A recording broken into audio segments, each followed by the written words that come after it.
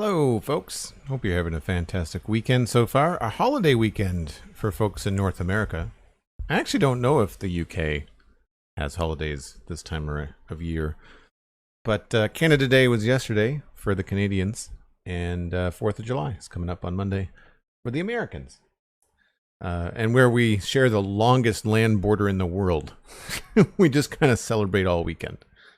It is a gray, overcast day here, though, so I don't mind being inside on the computer playing some Minecraft. Not that I ever really mind, but as an adult, when it's nice and sunny outside and I'm playing video games, raised in the 80s, I can hear my mom, get outside, go play outside. So I did that yesterday. I was outside yesterday. It was great. Alcorn, Cosmic Dancer, and O Doctor are all hanging out in the chat. Always good to see the regulars. Welcome back, folks. My name is Joel Duggan, if you haven't figured that out. And I'm just hanging here because I want to sleep, and I'm waiting for the time to allow me to sleep in the bed. I think we're going to take a walkabout here on the server today. This is the Citadel, by the way, and we're coming up on 5 years. I think it's mid-July. I have to double check with Alistair. We should mark it this year, though. I always forget, but 5 years is a decent milestone, so we should do something special for that. I don't know what. But I want to work more with the new blocks, but I don't have enough of them to work from. So we're going to go collect some mud, some mangrove, and some other things. I may even have to go get some extra shulker boxes. I'm not sure. Alistair and I really have to get organized and sort out the end as well. All right, what do I need? I'm going to need carrots, and I'm going to need rockets. I'm going to need shulker boxes for various things. Do I have any shulkers that are like nearly empty? I'll have to redistribute that. Are there any shulkers I should bring with me? Yes, I should bring that one with me.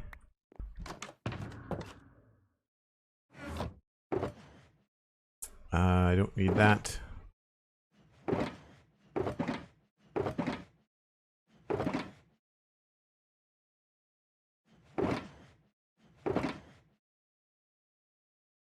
Actually, we're going to want to get some copper as well. DevonSkirata jumping in with a tier 2 for 12 months. I think you're one of the first people that has a two tier for a full year. Thanks so much for the support, Devon.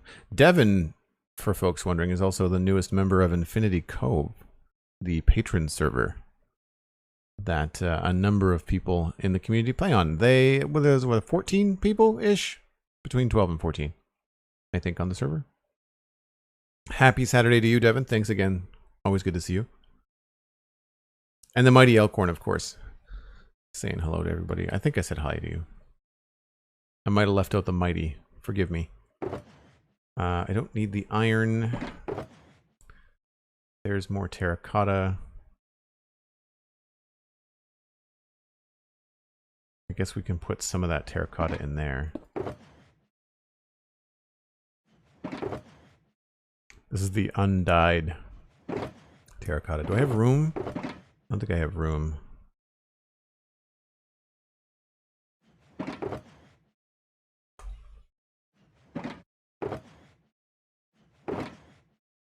It's all pink.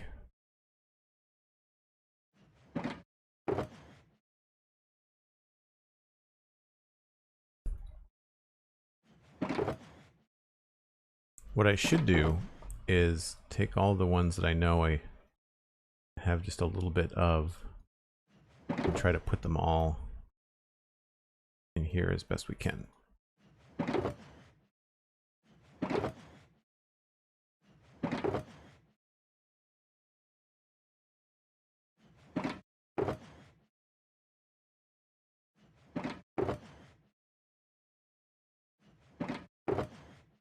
Cool. So now I don't think I have any room for sand. I definitely need more shulker boxes. Maybe that's what we do today. Get some more of those. We'll take this back inside.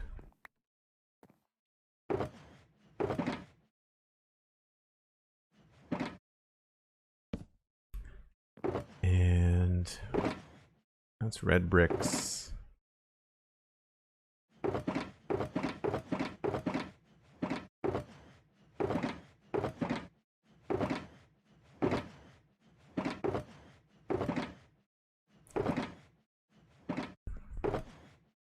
Don't see anything else. It's just copper and mangrove are the two big things, and mud.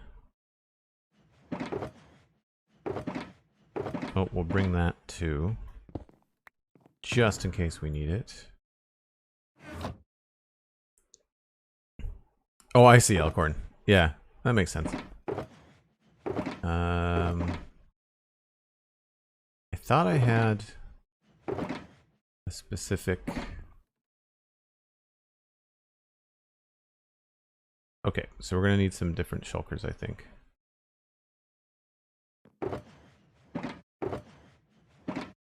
Okay.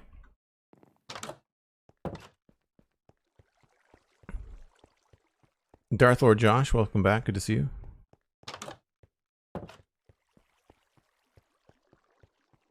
Glad that you've got a sub. That's great. So these little things can go back in here. We've got spider eyes. I really don't need those. String. I feel like we were keeping that somewhere.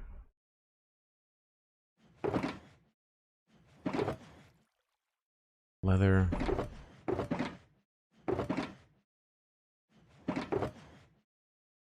Those, I believe, are over here. Yep. Beehives. So that goes back outside. This stuff can go back out elsewhere. We'll bring a bed with us. That's good to have. Diorite can go in the storage system. Sand can go in the storage system.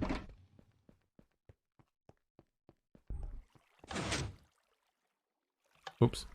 Wrong button. And sand. I don't think I have like an actual box for sand.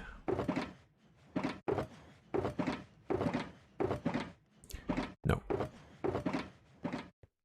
Ooh, I should bring that because I think we might hook up the mangrove swamp to the Nether. I think that might be good. A good thing to do. So I'll keep that. We don't really need that whole shulker box, do we? We can put those somewhere else.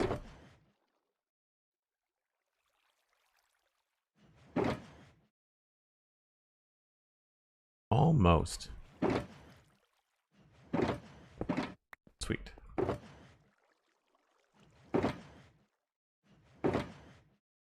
So then it's just a matter of finding a place for that sand.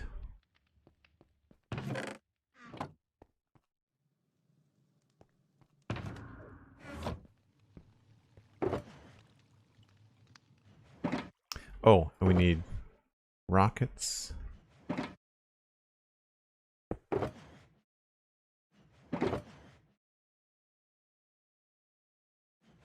Whoops. I want that back.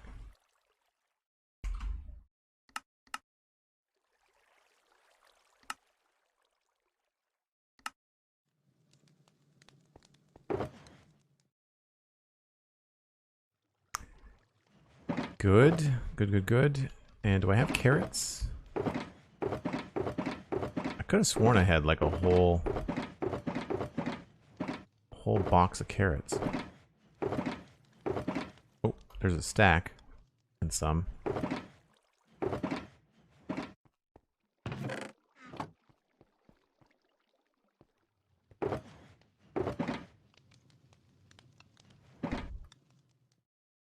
This will do it for now, I'm sure. I don't think I go through a whole stack of carrots in a stream.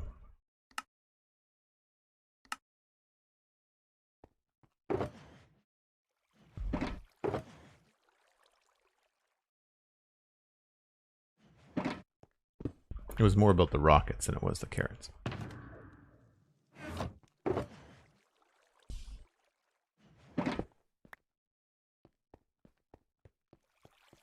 Adventure Time road trip. Yeah, I think I'm going to go to the Mangrove Swamp. I'm probably going to hook it up to the Nether. Which means I should make sure that I've got obsidian. And... yep, I have enough obsidian. So I can bring that. And I should also make sure that I have a flint and steel. Which I do. Okay. Not that I couldn't make one.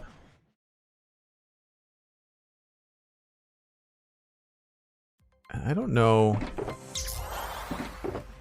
Don't know what else we might need. I brought my netherrack box. I don't think we're going to need glass. Tarsiris subscribing with Prime for 14 months in a row. Thanks so much, Tarsiris. Really appreciate that.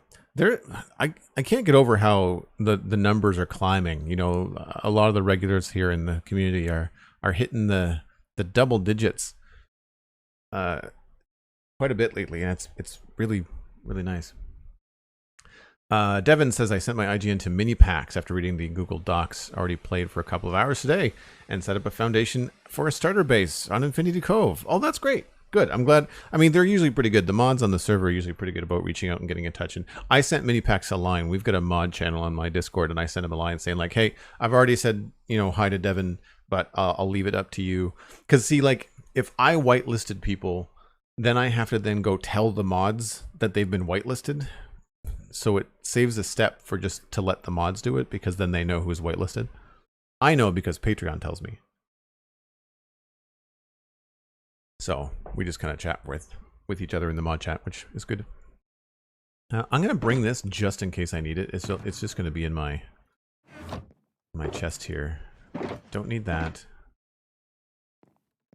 Yeah, I think we're probably going to want to go for additional shulker boxes. And I don't think I have any just lying around. We can go to the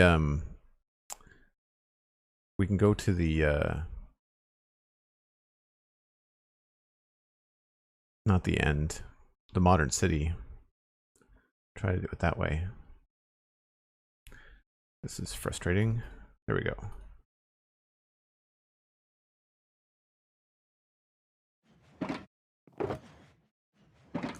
So I need spots for more sand.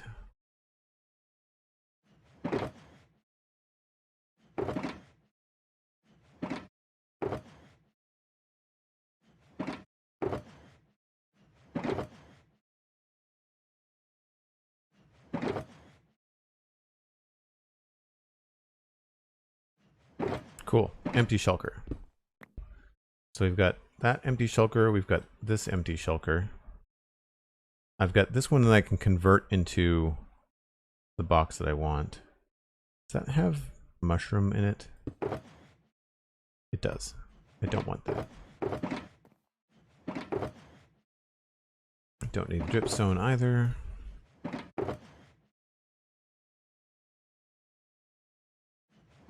Don't have a place to put all those, but I guess we could do this.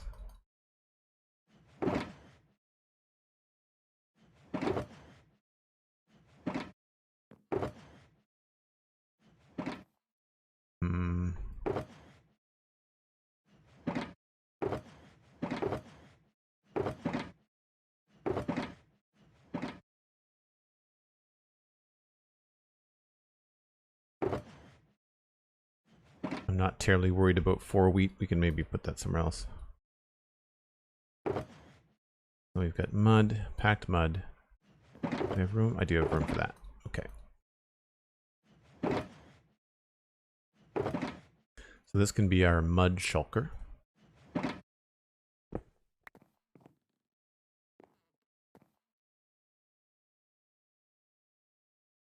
Pyro TG, good to see you. How's the medievalness going? I think today we're stocking up. I think we're going to take some time to go stock up and do a little bit of server logistics. I want to hook up the Mangrove Swamp to the Nether network. Not that it's a fancy network. I guess we should also bring this, and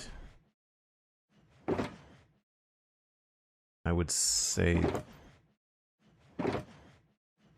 that should be fine. Do I have... Yeah, okay.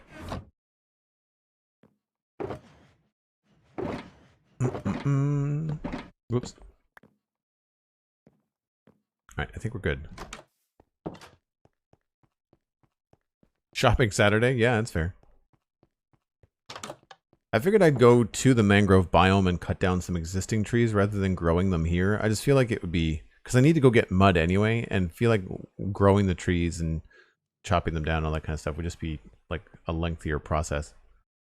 So I have a mud box. I'm going to name this the... what is this? That's the suitcase. We're going to call that the mangrove box. Let's call this... we're going to get a lot of mangrove leaves. This will be mangrove wood.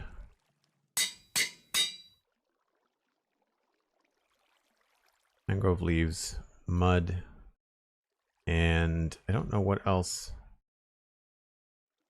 That's copper. I'm not sure what we're going to use the yellow one for.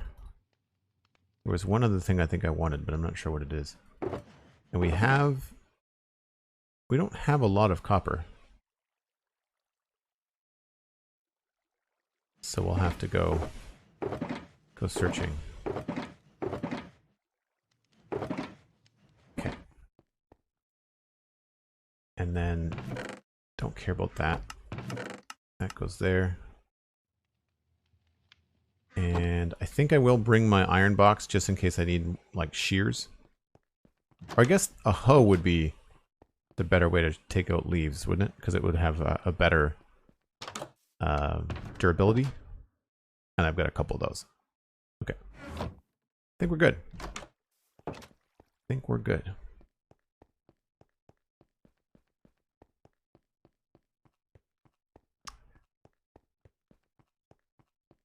Pyro, are you Canadian? Because if you're Canadian, then I think there's a number of Canadians that woke up with a headache today.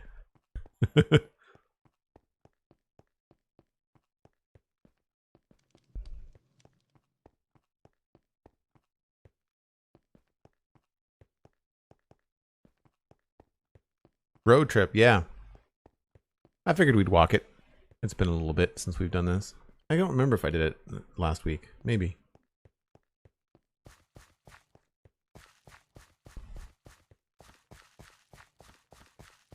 Stardust, thanks for the lurk. Appreciate it.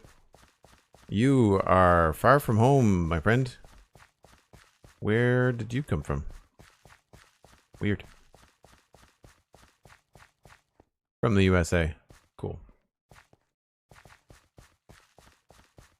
Yeah, it's that time of year where you got to be careful of how much water you're drinking, making sure you're staying on top of it. Oh, thanks, Pyro. It was a pretty chill holiday around here. There's a few things going on. I feel like a lot of people in this region are still pretty conscious of COVID-19, so I was out to Ribfest actually on Thursday night, which is just ahead of Canada Day, with Alistair from the server, Alistair McFly.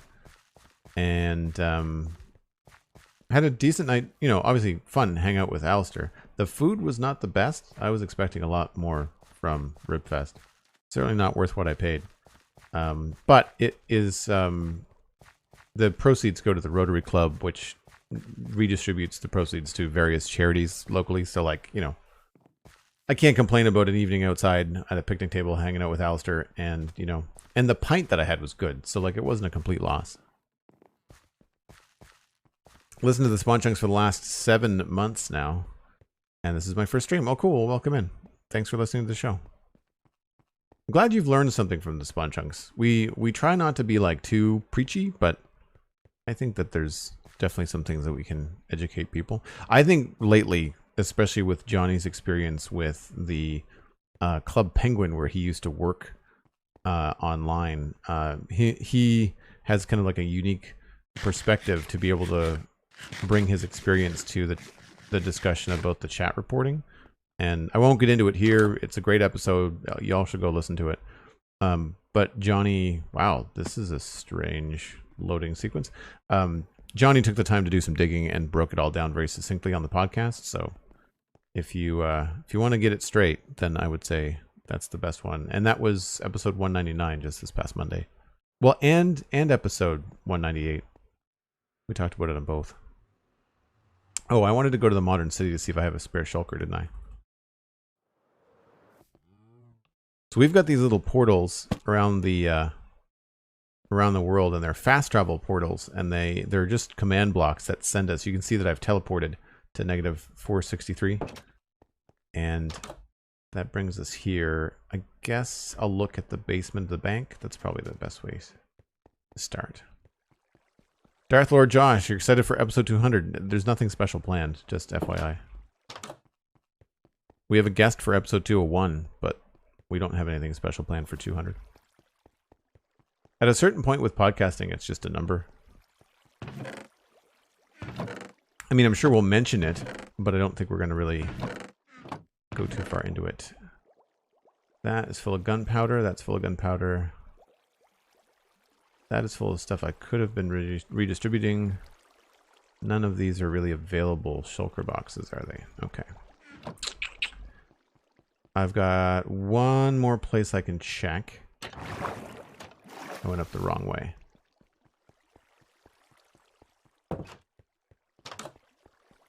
Yeah, I don't know whether Johnny's mentioned the guest in the chat in Discord or not. So I won't mention it here in case he's waiting to talk about it. It was his guest idea, so I don't want to steal his thunder. He may have mentioned it on one of his streams, I don't know. Top floor.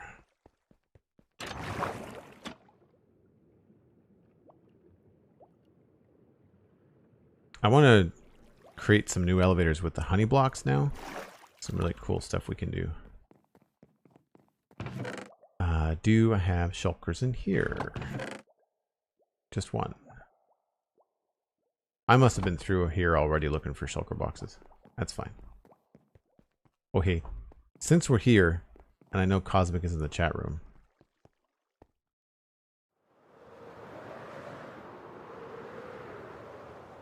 Always fun.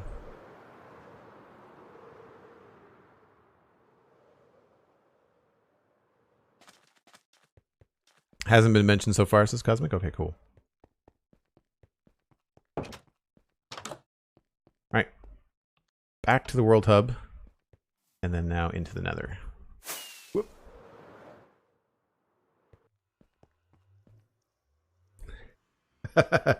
Why couldn't you just use the elevator? Well, the elevator is a straight drop, too. It's not like the elevator is any better.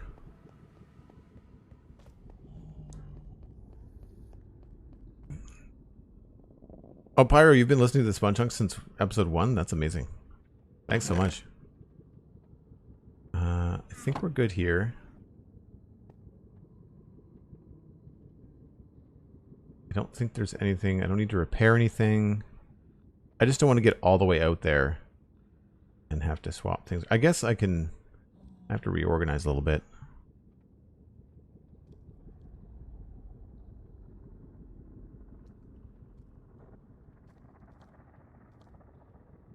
That should be fine. And I guess I'll just leave them like that. Now we go north. Yes.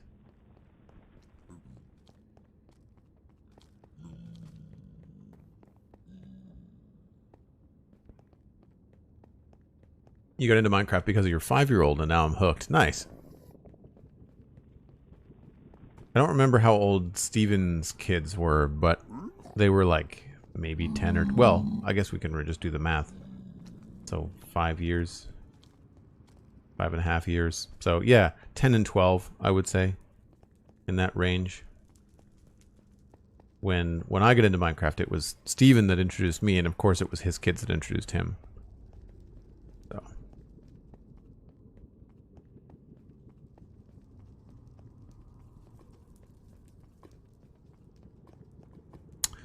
Playing Minecraft since 2012. Wow. I'm not even sure if I was aware of Minecraft in 2012.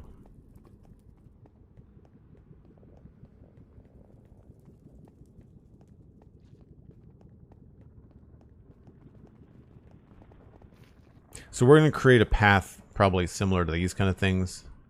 It may be mostly nether tunnel.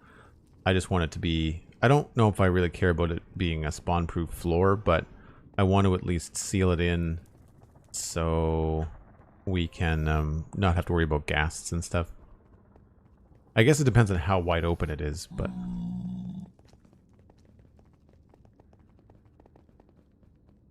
So here is the portal that goes to the Mesa, to the Badlands. And we have to then make a new portal, and there's probably going to be some sort of way to connect it in the Nether. I think we're also facing the right direction.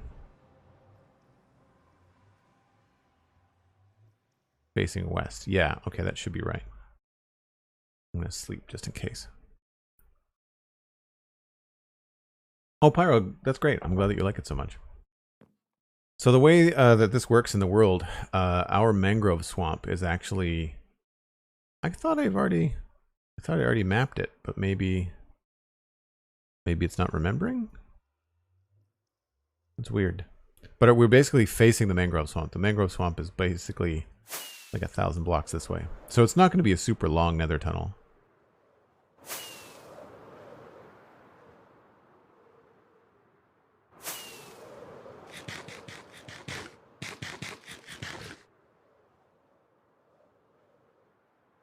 I could have sworn all this was loaded, but I could be wrong. Oh, maybe we've had a server node change since I got it all. That could be it too.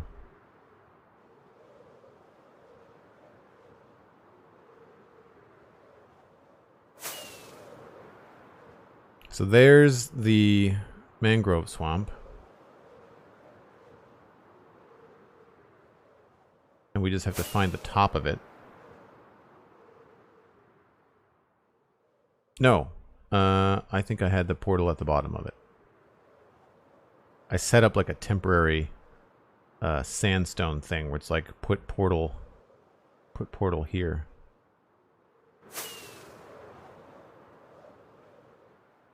Yep, I see it.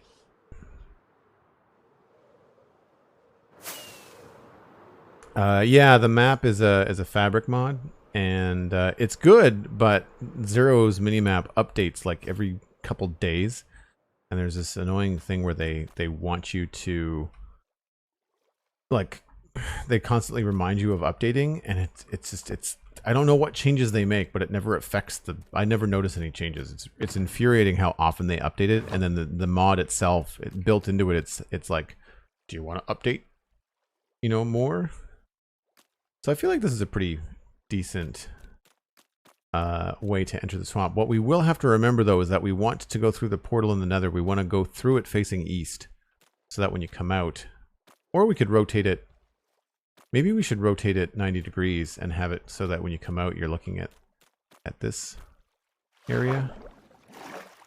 This little waterfall thing is kind of cool. Elytra and water. Still haven't fixed it. What do we think, folks? Do we want to rotate the portal 90 degrees?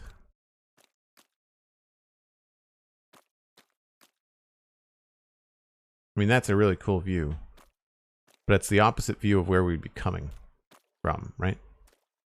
This is pretty good too. Maybe we just rotate it 90 and have it face south? Well, no, then we'd have to... Yeah.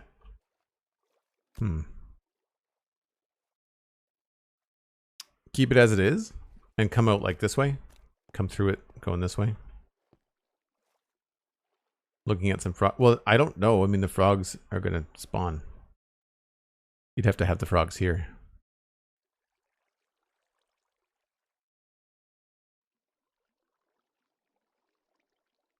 Lazy Tiger. Welcome in. Sealed nether tunnel is the best nether tunnel. We'll see how much I have to do. I mean, we can always move it. It's not the big deal. We could put it in this tree.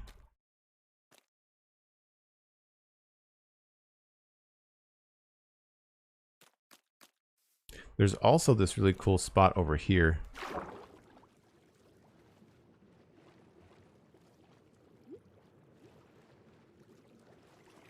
where there's like a waterfall thing.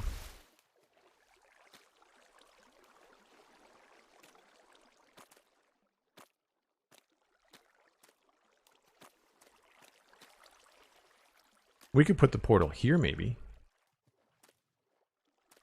So that this is what you see when you arrive. I think that's probably the best way to do it.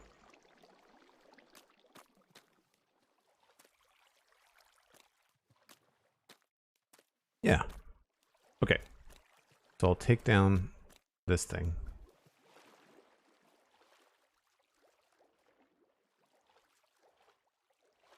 Yeah, I agree. I think looking at the waterfall would be cool.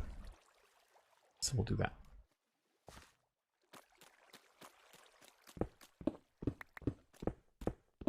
I don't even know why I had sandstone on me the last time I was here. Weird. I want that back.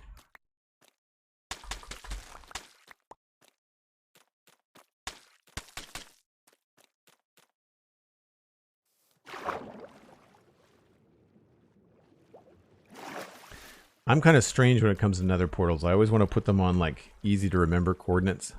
So like 1550 and 3950. I think that's pretty good. Like right here.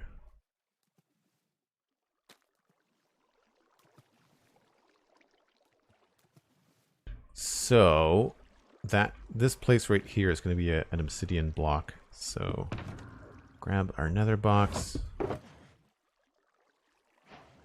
And we'll do...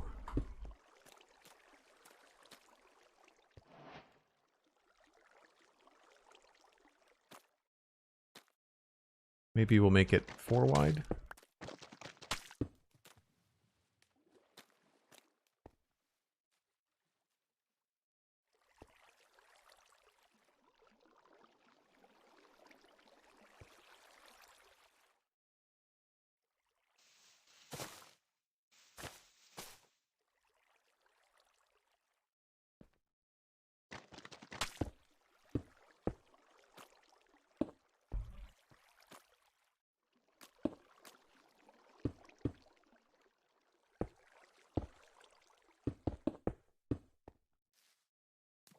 Now I have no idea what is waiting for us in the nether.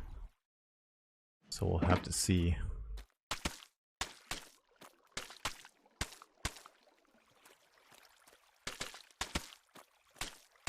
Oh crap, I didn't want to do that.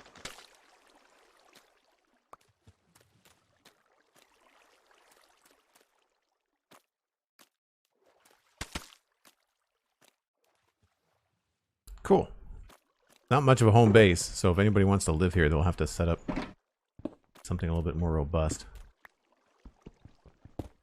Oh, no, I'm going to need that. I'm going to need that. I actually don't have that much obsidian, do I?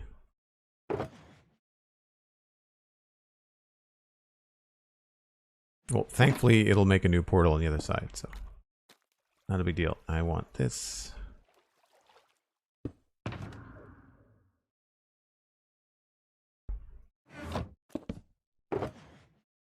I guess that's one thing we should do, is at least put a couple torches down here.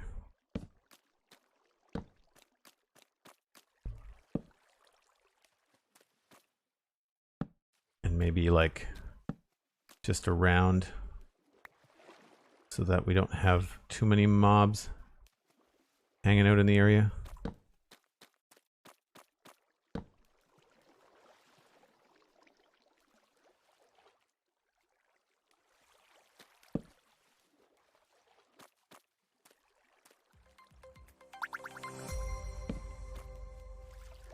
Just so whoever comes here is not met with craziness. Okay, so we want... This is facing north, so we want to go through and face south, right? Dogger Champer, hello, welcome in. Oh, it's a basalt delta. Yikes. That's going to be a pain in the butt. Is this south? Yes. Okay. So, first thing, fill in some holes.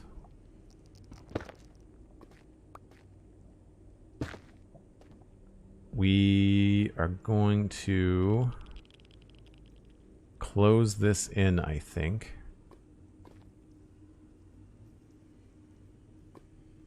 I should have taken the coordinates of the other portal. So we've got, I guess we'll go back through and make sure that, I mean, I see this all the time on videos. I'm not sure whether this is true, where people check the portal to see if it works, but the portal is in memory for 15 seconds, I think. So if you go back and forth right away, you're not testing anything, as far as I know, unless they've changed that. So that's good. That's what we want. We want this kind of experience when we arrive to be like, welcome to the swamp. So then going back through, we'll take the coordinates of the middle block. Right now, Storm Dance, we're hooking up the mangrove swamp to the Nether. So 202, 4... Oh, I went back through.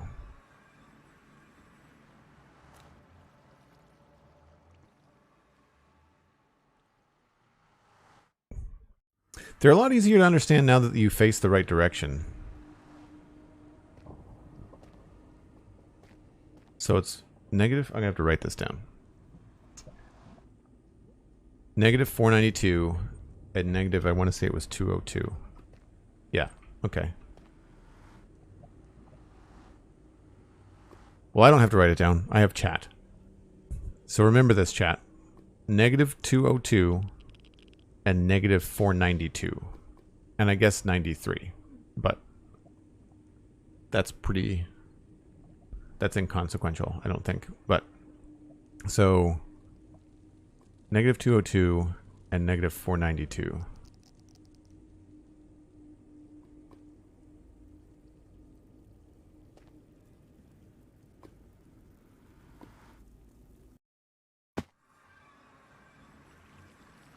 Yeah, I've got the plugin map too. That does help. Thankfully, flying at night is not a big deal. So we moved it, and I think I've got to go this way. Yep.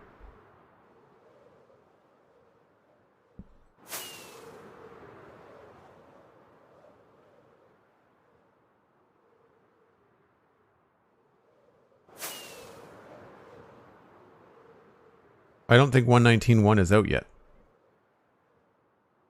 Or if it is, there's a patch for 119.2, so no. I'm waiting for them to be done with the point updates before I bother to update the server.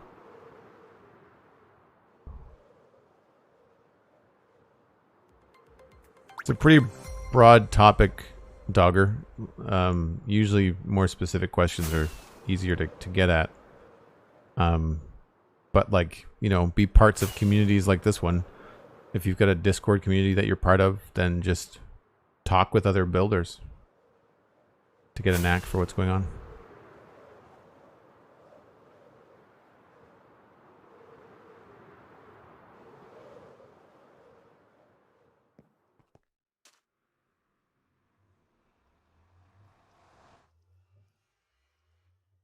Beyond that, I would say take your time and know that most things in Minecraft that are worth doing take time. A lot of times when you see like YouTube videos and stuff like that, it will be sped up or edited to the point where you're not really sure, you know, how long it took them, and I find that can be a little bit misleading if you're new to the game. All right, so negative 202 and negative 492. So negative 492 is that way. So that's easy. We can just keep this just going straight, right? So I can grab some of my cobblestone here.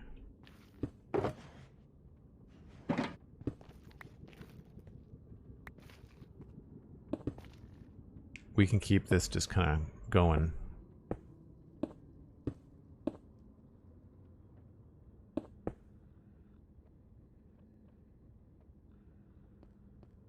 That's cool. This won't take too long then.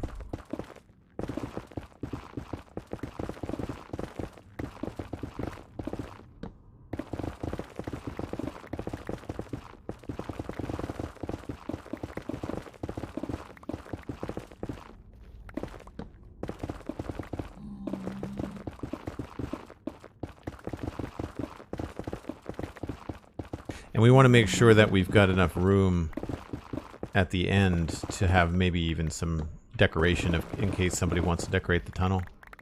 So, 492 is where we need to be, but we want to leave it a little bit. So we've got, if that's our block, like if that's our portal block, kind of like right there. So then 1, 2, 3, 4, 5. 1, 2, 3. Then we'll go here.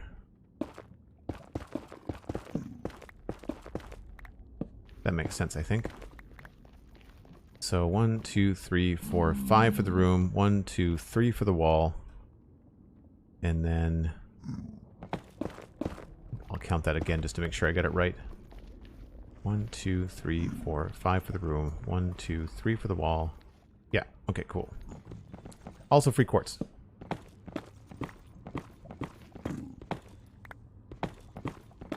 I will more than likely be collecting any quartz that I see along the way. Again, resource trip. Wow, that's a lot of quartz.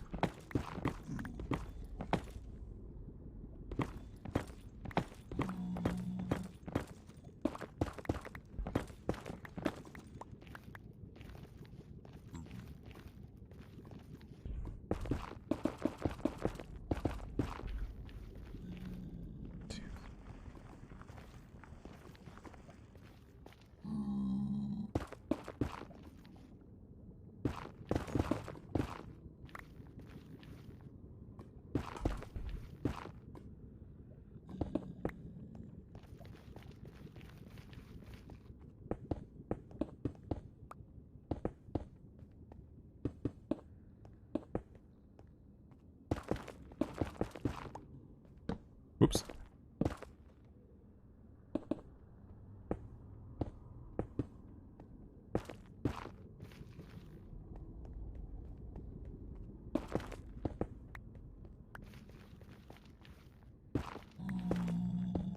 I think that's pretty clear. We'll fill this in now.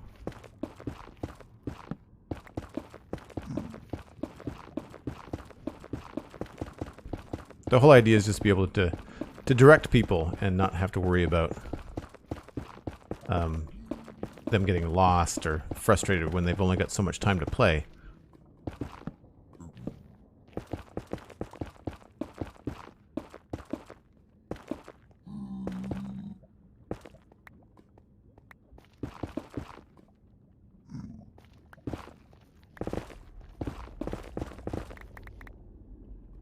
Oh, good. I thought I was going to have to make a bridge, but I think I can just make a staircase and should be okay.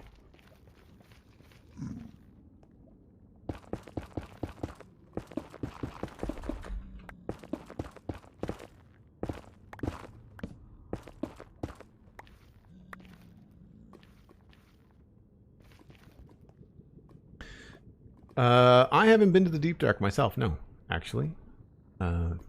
I've been waiting. Actually, I got a really neat idea that I might steal from Etho. Etho being back on the Hermitcraft server. He jumped out into the middle of nowhere and kind of like played early Minecraft again. And I might do that because I want to create a sci-fi zone on a mushroom island. And Cosmic, I went looking and I found some more. I'm not sure if it's the same one that you have, but I went looking on Chunkbase. And so I've got some ideas. Because I'm realizing that I want to have a mushroom island all to myself, but I also don't want to, you know, find a spot for the sci-fi zone that means that other players can't partake. So I think I might try to find a couple of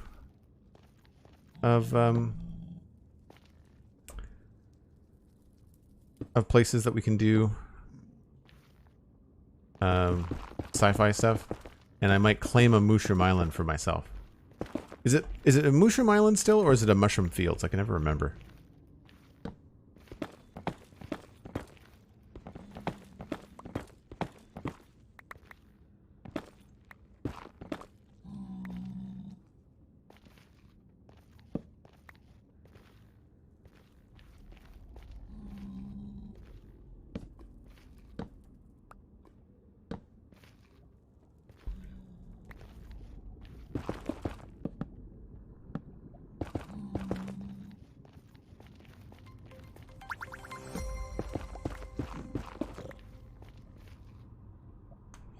Send Bayou. Thanks very much for the follow. Appreciate it.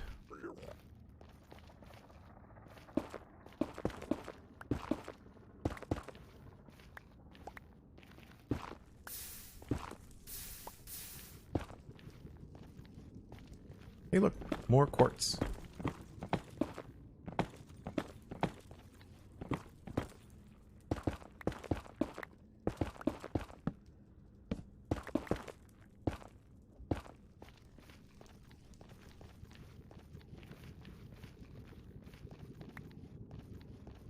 Put another one right here.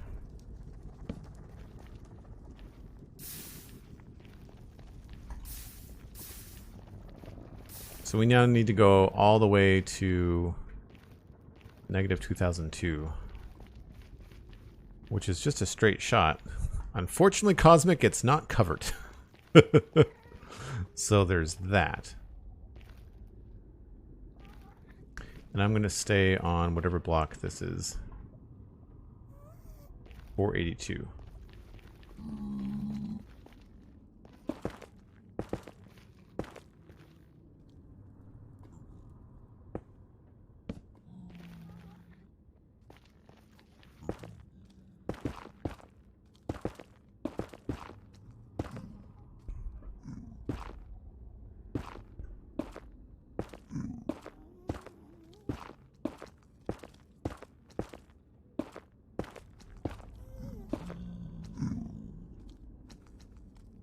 I guess at this point we could drop down.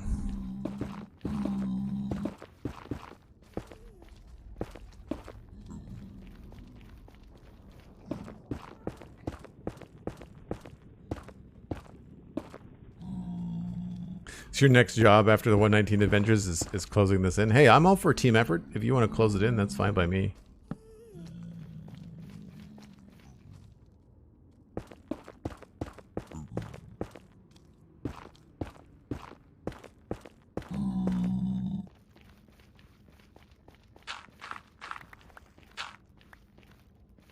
Look at all the quartz.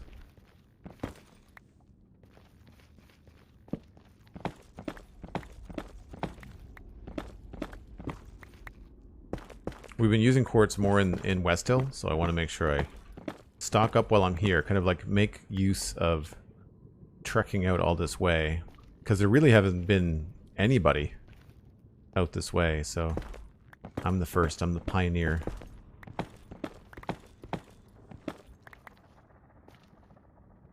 I guess I could technically be breaking that with a fortune pick, but not really too worried about it right now.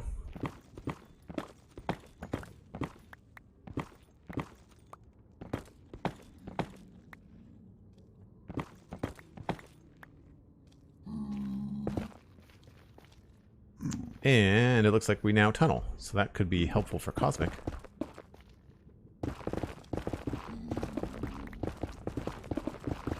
I'm not sure why I always default to 3x3 tunnels, but that is the way that I want to go. Oh, here we go. So now we have to deal with all kinds of potential stuff. This is going to be like 100 blocks of basalt delta. Joy.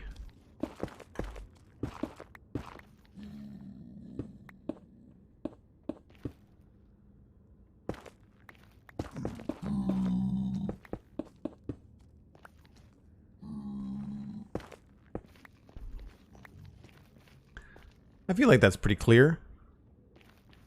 Go this way. We'll put a sign back where everything is. I guess good news, we'll have some basalt to build with. I don't remember what my basalt stores were like, but This tunnel is going to take a little bit longer than I thought.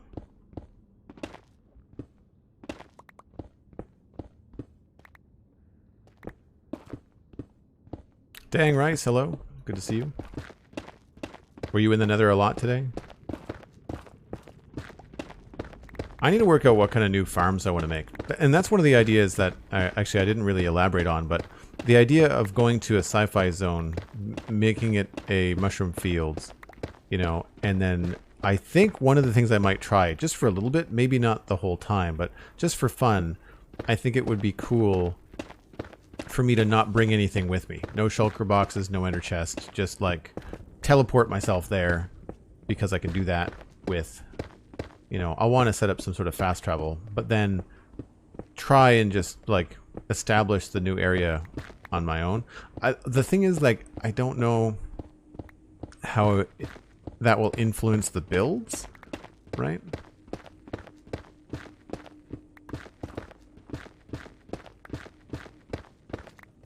Whoa, wow. Okay. Dislike.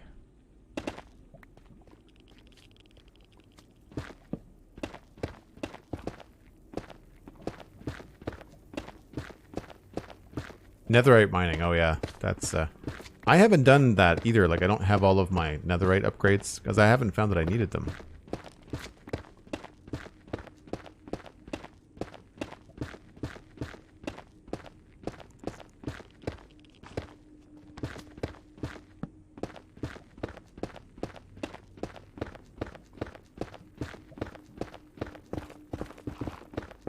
I'm happy if there's more netherrack. Be a lot faster. And we're probably going to run into some lava, I would say.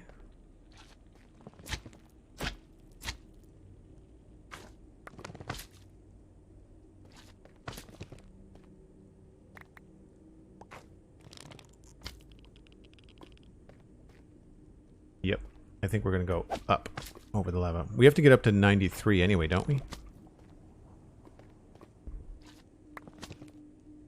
Alright, we need to put some of this stuff away. Ender chest.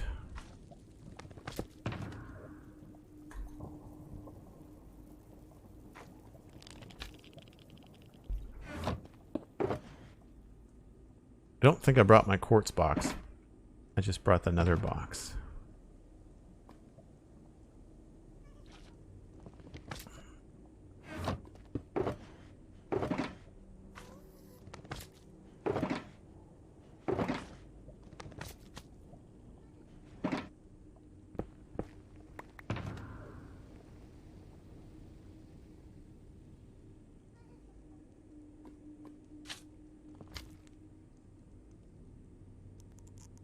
And I had a yellow empty shulker.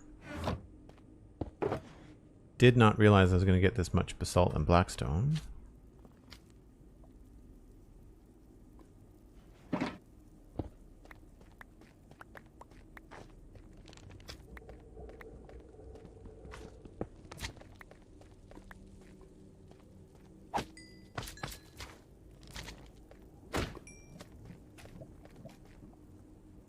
Break time when you're ready. Thanks very much, Cosmic. I think I might push until we get to the right coordinates and then take a break once we get there. I don't know if breaking... Well, I guess I could just seal myself in here. That's fine. I do want to kind of poke around and see what's out here, though.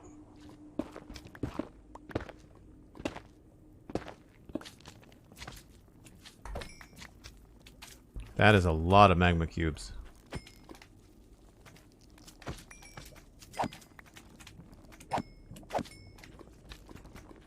I don't know if I have a lot of magma cream. Well, the good news is with a basalt delta right here and frogs in the mangrove swamp, like, talk about an easy way to get some frog lights right away, right? All you have to do is bring a frog straight through the portal and we should be good. So here is a good opportunity, I'd say, to get up to 93. That's probably what we're going to do here. So I'm going to just temporarily, I'm going to seal this back up again.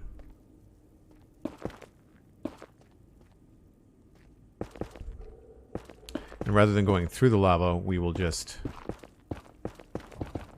go up over it. So I'm just going to do this. If you're new to the channel, I take a break once an hour. It's a healthy thing to do when you're sitting at the computer. You should too. Grab a snack, grab a friend, and we'll be back in about 5 or 6 minutes as we connect the mangrove swamp in the Nether.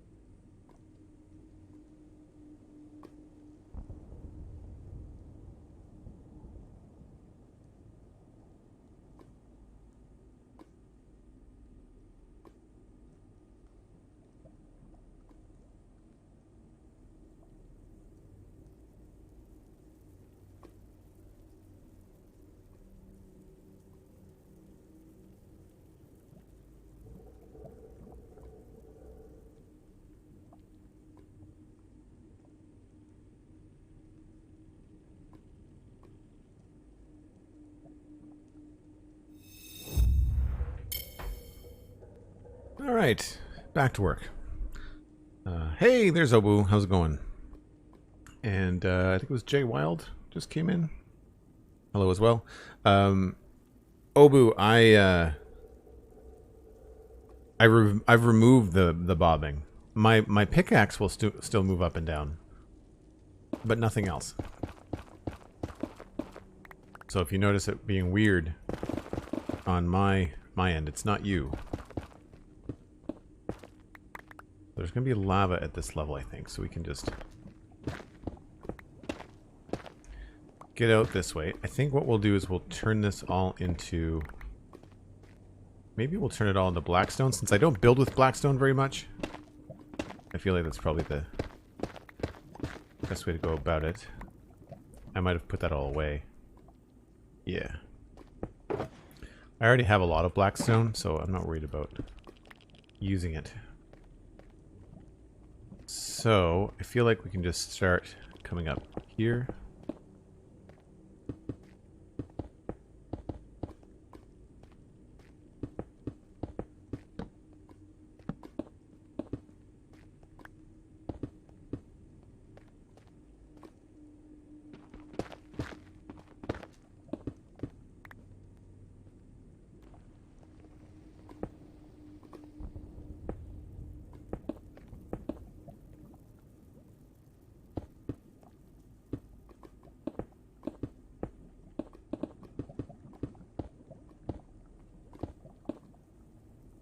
And then we start to have to start carving into the mountain again. Uh-oh. Sneaky.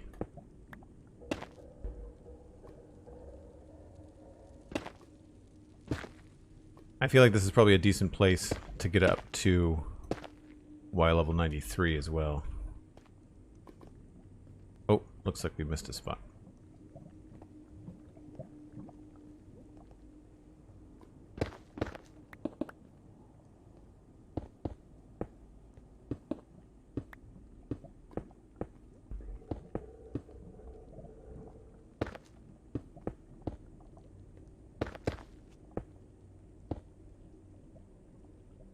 It feels very precarious to be going around in a basalt delta with your head down. Not feel like the best idea.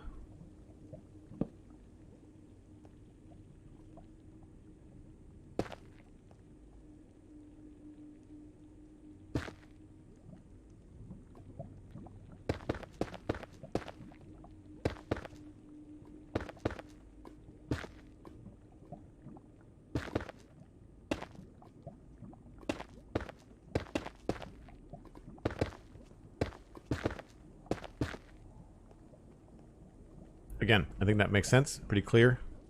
Go this way.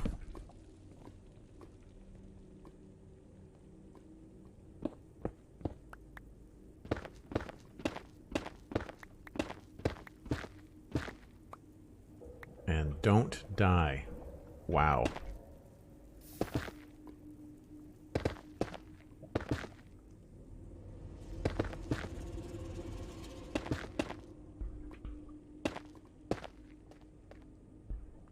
Creepy Nether is creepy.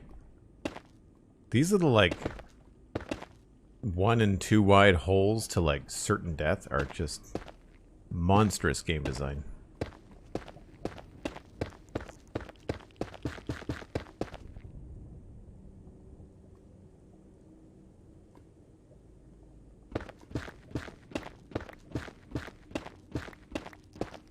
So a good chunk of this run is going to be inside Cosmic. At least for you. You won't have to worry too much.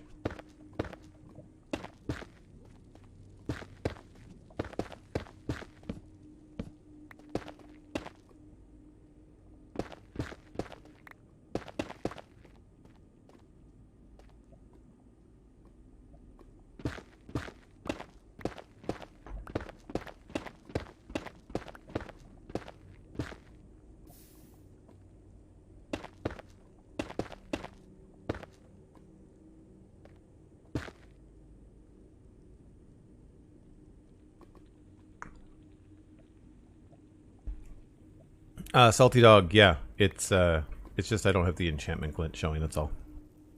All the things are enchanted. I am wearing iron pants though, just because makes the game a little bit harder for me, but not harder for other server members. Although I really should just, you know, get the netherite. I've got the netherite boots. If I get the netherite pants, then that kind of completes all the things that I would need. I'm going to have to get some netherite armor because we want to do a bunch of dragon fights on the server. Like, that is just terrible. I mean, terrible in a good, difficult way, but like, yikes. So much nope in this area.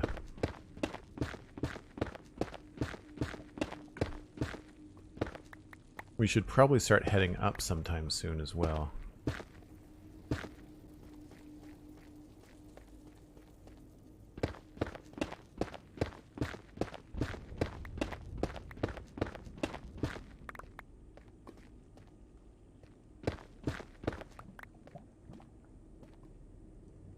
Maybe it will start here.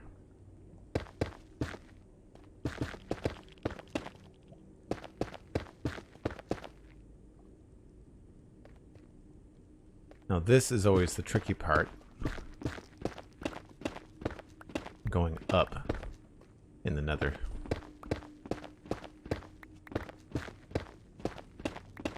Although I guess if we go up, we could end up going outside of this biome, which might make mining a little bit faster, so there's that.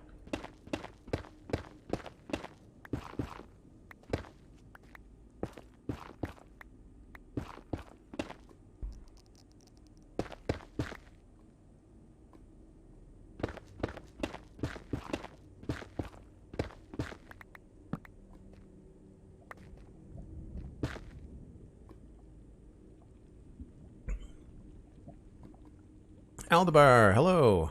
How's it going? Hope you're having a good day.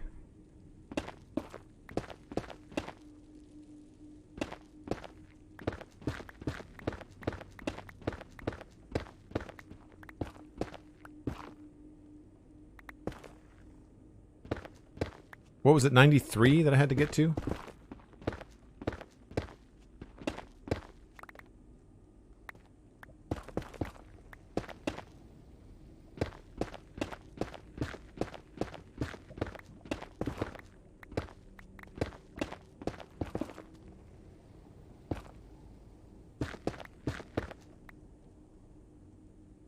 Maybe we should put Steven in charge of getting all the stairs in.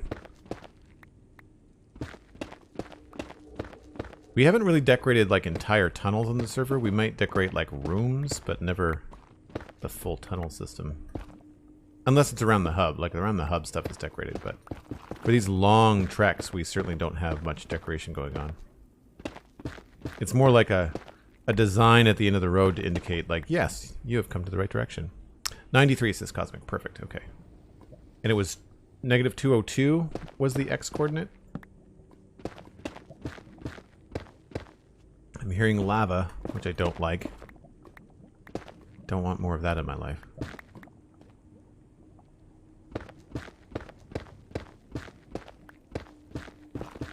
Nope. No, no, no. Crap. Well, maybe this is where we go. We're almost there. I guess that's really annoying. We're one block away.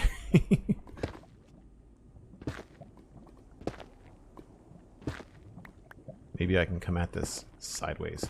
No, I can't.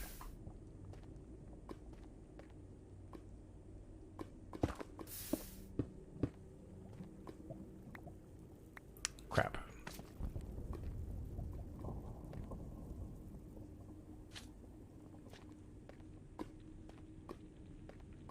Did I bring fire resist potions? I don't know if I did.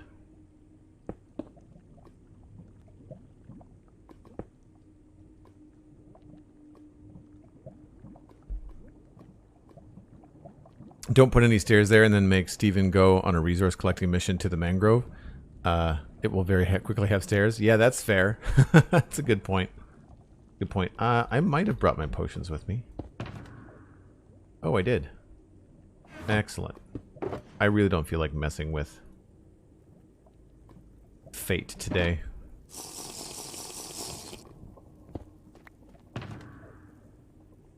Always be prepared.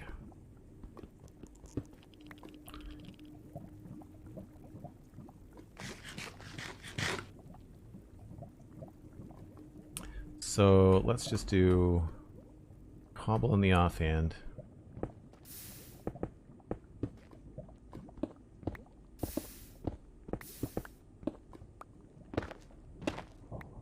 So this is 92.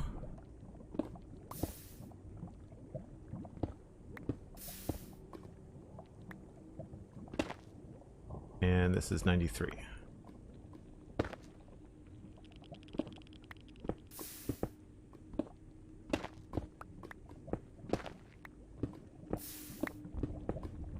It's probably just one of these little pools that happen in the basalt deltas. We should be fine.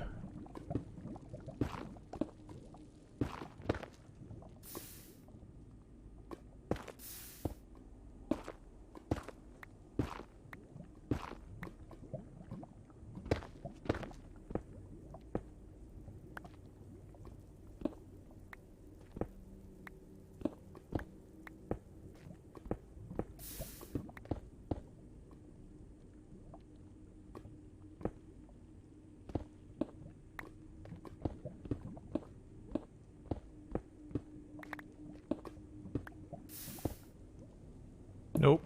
Crap.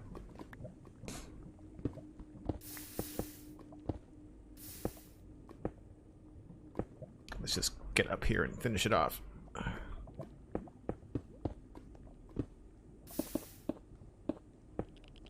Sweet. Makes life a lot easier. I don't think I have the right texture pack for low fire. That seems kind of high. I feel like I had a Vanilla Tweaks texture pack where the fire animation when you're lit on fire is a lot lower. So we are at 93. This is the middle here. Switch back to torches. So now we've still got to go to negative 202. It's a decent way. It might be worth it to go up onto the surface here. Yeah.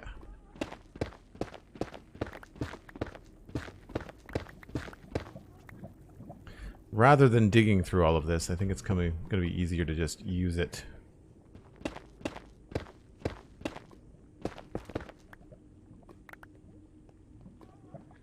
Save a bit of time.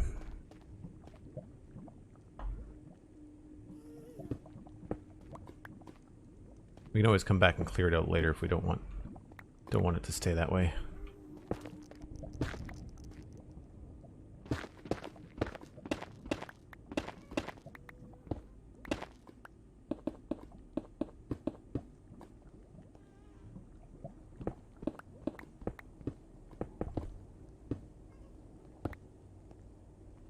Cool.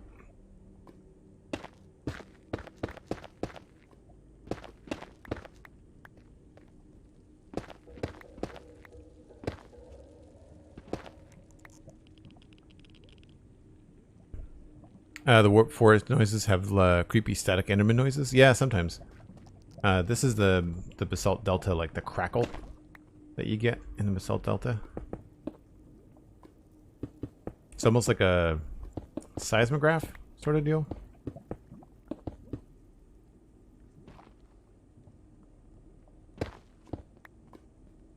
It's really dark with the blackstone. I mean, which makes sense. Right, so now we can keep on going.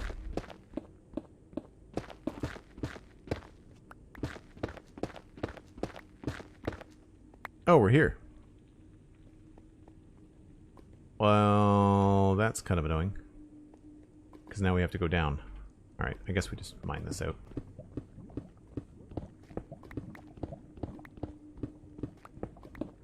I thought I had farther to go.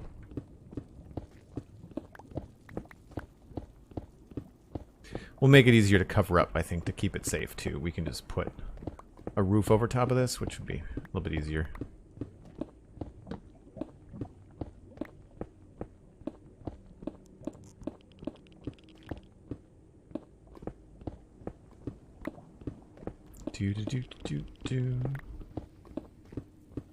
Yep. I'm glad that we got all of our big nether tunnels dug before 1.16 came out, because digging through this kind of stuff. I mean, netherrack was boring to dig through, but at least it was fast, right?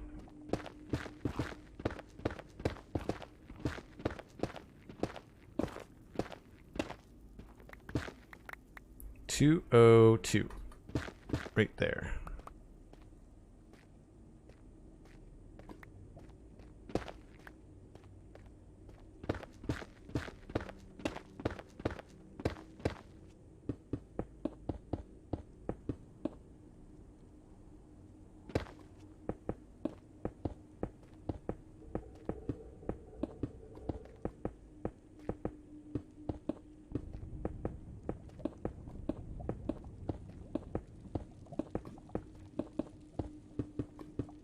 I don't know whether we should leave like a little bit open so people can see like what is outside. Like I kind of wonder whether it's worth putting like a little staircase here just so people that want to know where they are in the Nether can do that. It might be worth doing here.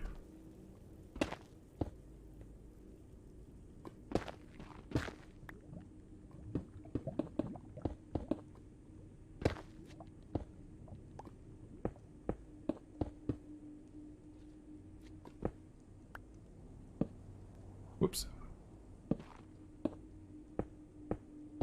Like if people want to come and bring frogs and maybe get some magma cubes or something, might be worth it. Plus, unlikely that a ghast is going to be able to thread the needle and get a shot in there too. So that's cool.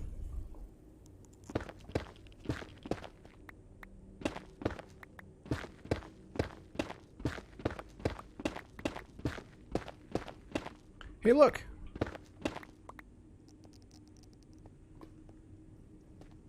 I must have gotten the numbers wrong somehow. That's right, we'll move the portal.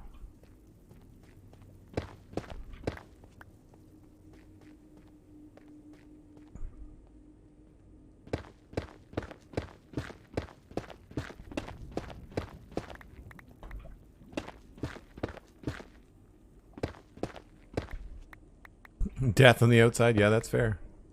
That's a real possibility.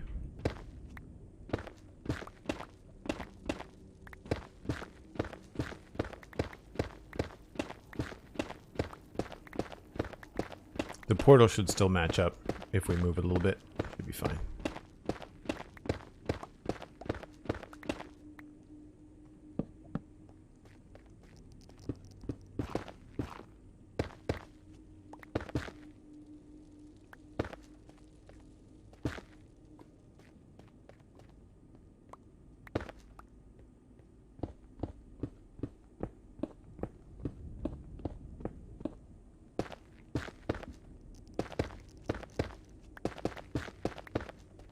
Cool.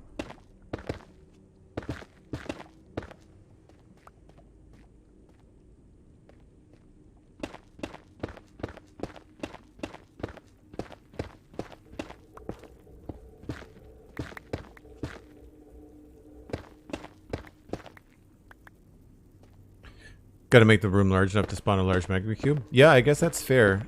I might actually put slabs down just so that it doesn't spawn in the room. I don't think we're going to get a lot of spawns in here, given if you look at the map, like the size of this delta, I don't think we're going to have to worry too much about it. It's really not that bad. It's also not that far away from our main nether sort of like tunnels and stuff too, which is very nice. I keep on forgetting that there's places in the nether to get like a lot of mushrooms. I keep on like growing mushrooms in the overworld, and like really all I need to do is just come to the right biomes of the nether and get them.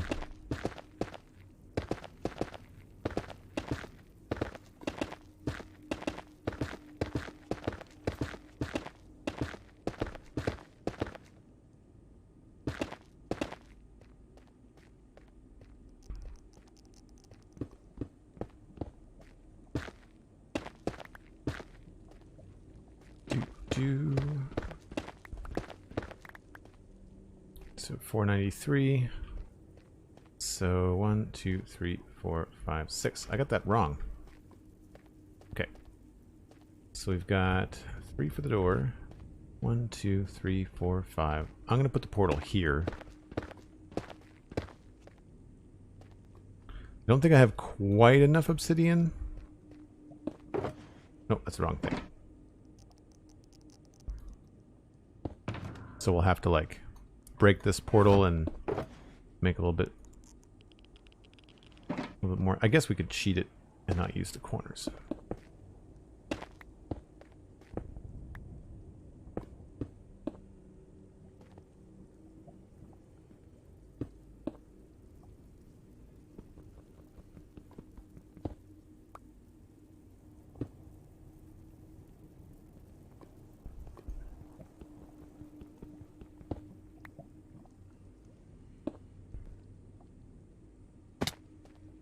Does this have corners? It does. Awesome.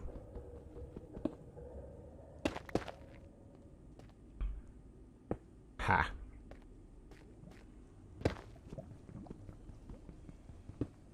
Yes, the Beast, welcome in. Hello. Hope you're having a good Saturday. We're just hooking up the swamp to the Nether. Getting that all sorted.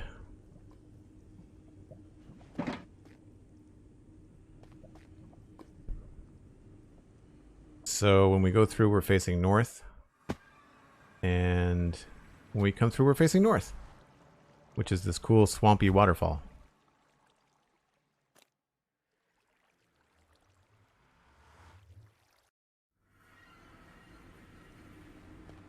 Cool. So now we just remove this portal. Sorry for the loud noise. I always forget about that.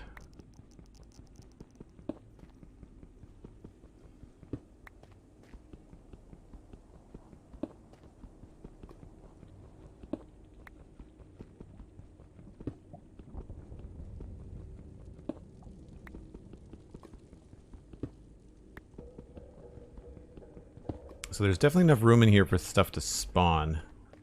So I don't want to leave it too open, so we'll close it up. That way anybody that wants to come here is going to have a safe space to play in.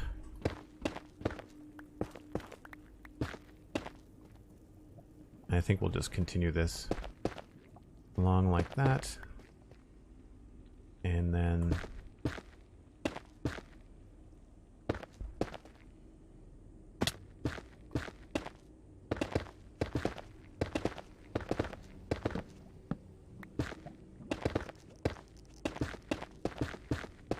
yeah, I can hear the magma cubes bouncing around.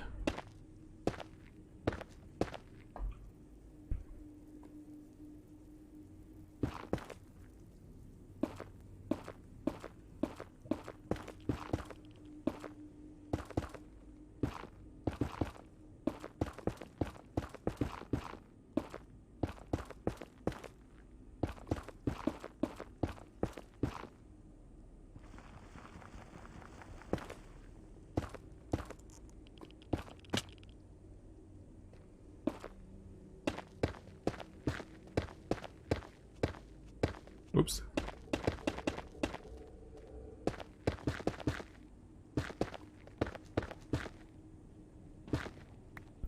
That should be all sealed.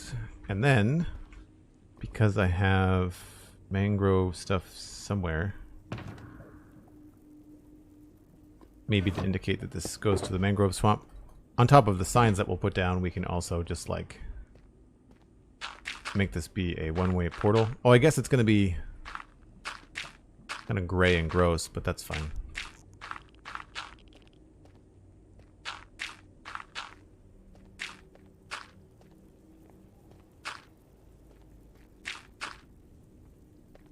These directional? No.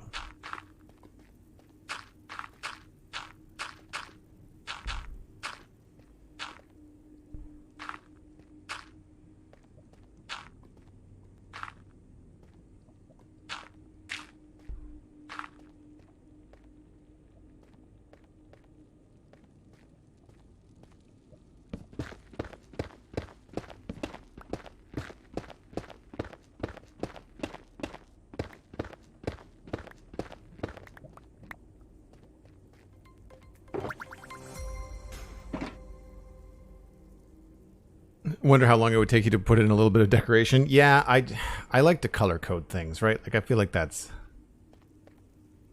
a decent way to do it. I mean, anybody coming out here is going to know what it's for. And really, we could probably turn the bottom into mud. What I was thinking is that I could use... I don't have a lot of mangrove wood, but I thought maybe we could use some of the roots around the door.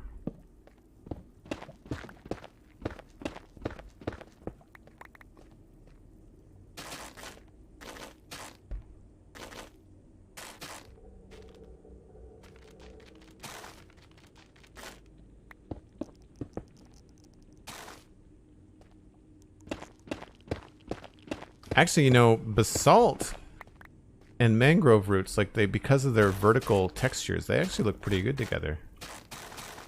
You could do kind of like a dead tree thing. Like if you were using basalt for the wood, and then if you were in like a savanna or a desert where the mangrove roots would be, or not roots, but the mangrove would be, mangrove leaves would be brown, you know?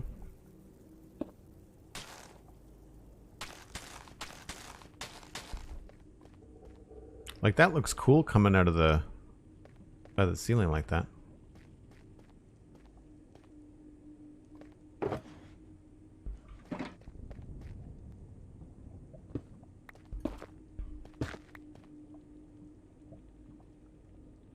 Keep on switching my tools here.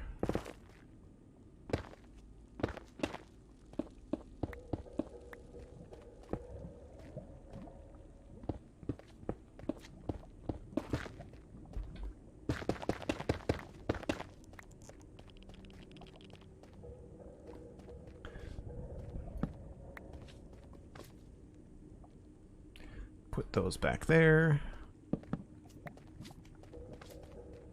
There's really only one way to go. I'll leave that open, which makes sense. And then there's our portal. Good stuff.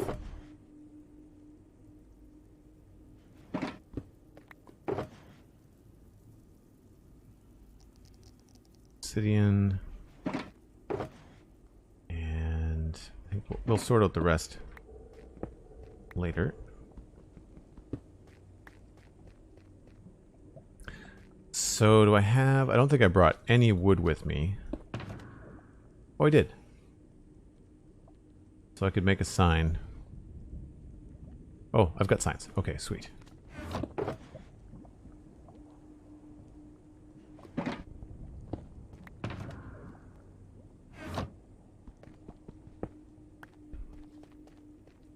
Alright, so now is there anything back this way that was like ridiculously unsafe?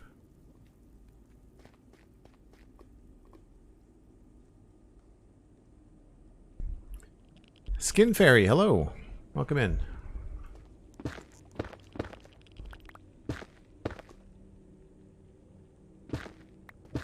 Sometimes it's a nice break from all the building. You know, when you're doing something very creative and special, sometimes it's nice just to have like a simple tunnel to dig or something.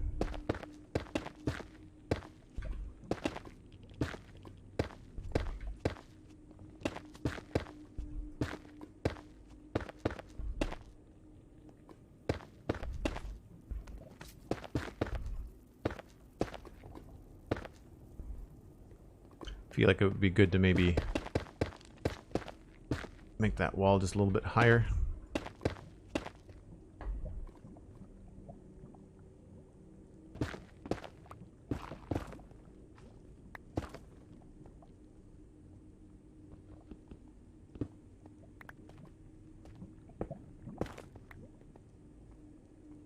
Okay. I feel like that's enough of a telegraph.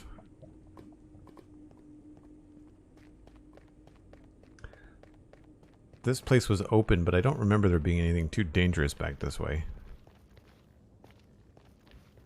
I mean, eventually, so ghasts don't blow it up, it'll be nice to have maybe a slab road, you know, like we have in other places.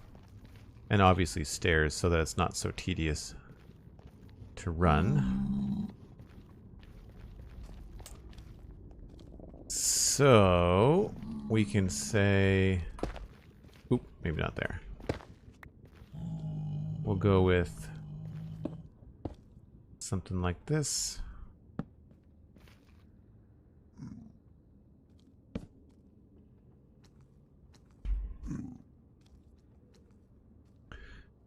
Mangrove swamp. Maybe I should do 2 layers.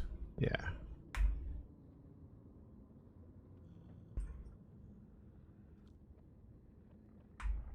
Oops.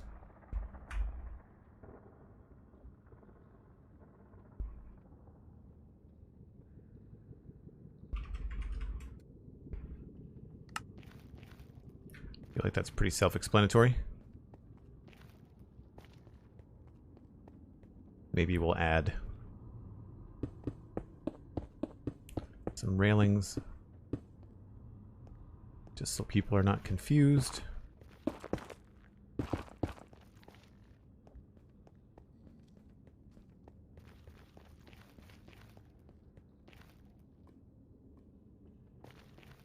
And again, once this actually has a slab road, then it'll be a lot easier to navigate. And this is the kind of thing where like maybe we just kind of like bulldoze this whole thing flat when we're doing the slabs. I find that when I do the slab pass on any kind of tunnel, I'll very often adjust the trajectory of the tunnel a little bit.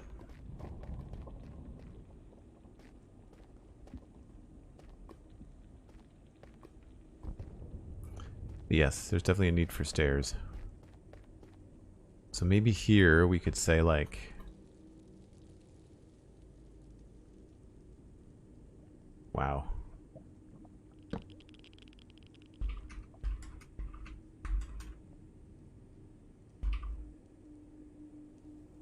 Ugh, I keep on forgetting to put the arrow thing.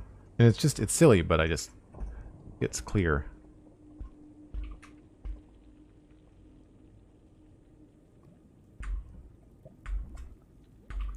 Massive basalt delta. And I mean, it's kind of self-explanatory, but I think for now, maybe we can do... This might ruin the aesthetic, but whatever.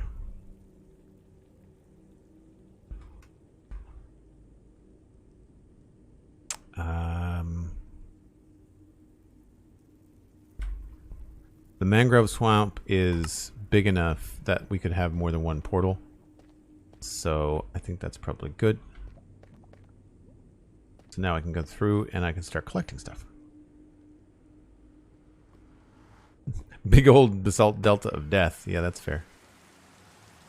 Raining and gross and nighttime, which is not good in this swamp because boy, do you get a lot of creepers. We discovered that the first time we found it. Okay. So now we need to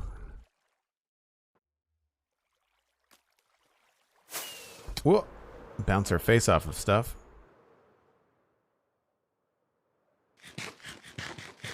There's this weird desert in the middle of all of this too, which is strange.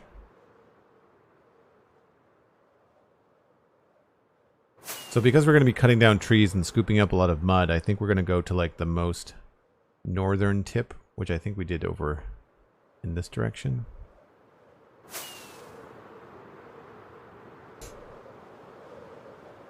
Yeah, I'm pretty sure this is where I cut some stuff out last time. So this is just a way to harvest the biome without affecting anybody that might want to build here. You know, they've got all of this to build in. The portal is about here, I think.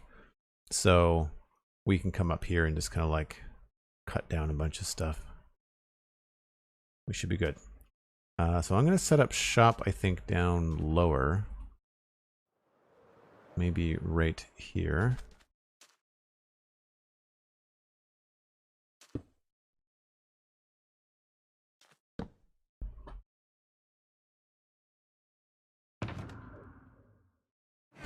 Don't need the cobblestone anymore.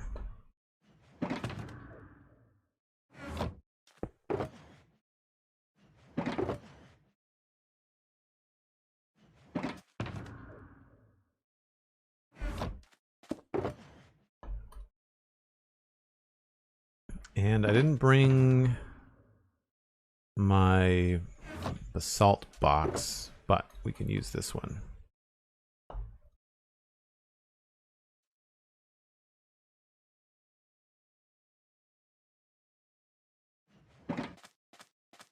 And got a couple of these mangrove leaves, mangrove wood. So I can actually get a head start on this. We can take all of these. I'm going to put the propagules in here too. And we can do this. Mangrove leaves.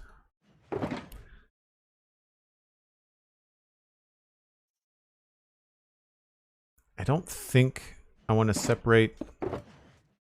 Where's my mangrove? Where's my mud box? There it is there.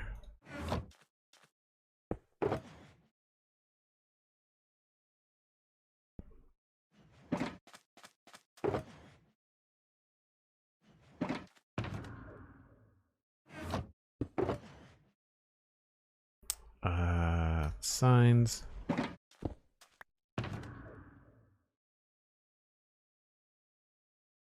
Put that back.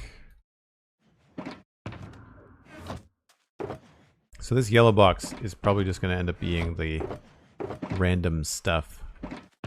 Do I have... I guess I can put these in here.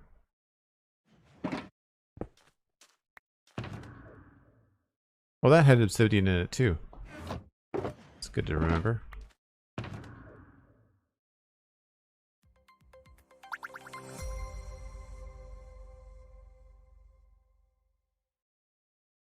guess I can put the bed down here.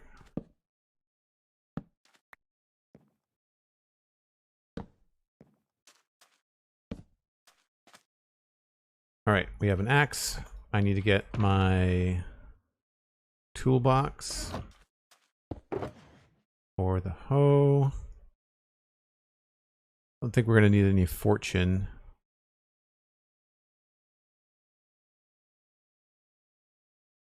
Neither one of these have unbreaking. That's unfortunate.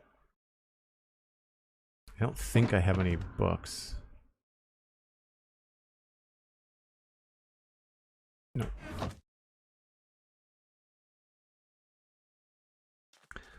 So we've got a lot of mud to dig up, and we've got a fair amount of mangrove stuff to get.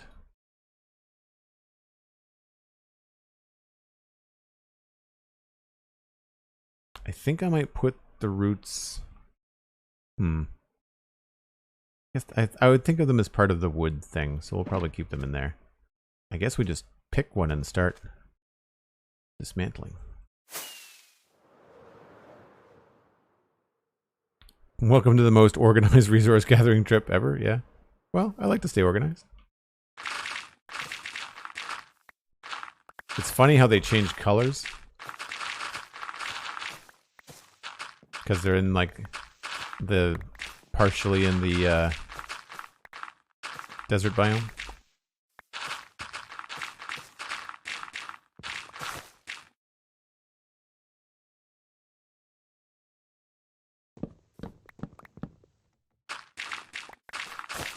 It won't be long before we really don't care about the leaves at all. We'll end up with a full shulker box of those in no time flat. And really, the reason I'm getting a full shulker box is just because so I don't have to come back for a very, very long time. I feel like these would be really useful in decorating and customizing like a lush cave. I think that would be something that these would be really fun to use in. And boy, are these trees a pain to chop down.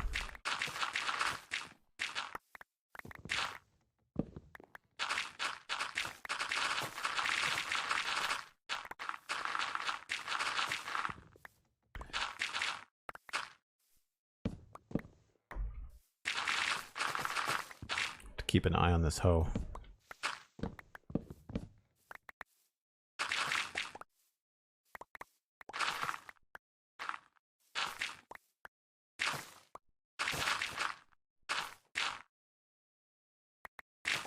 You've got a desert as the site of a wizard battle? That's a cool idea for a build.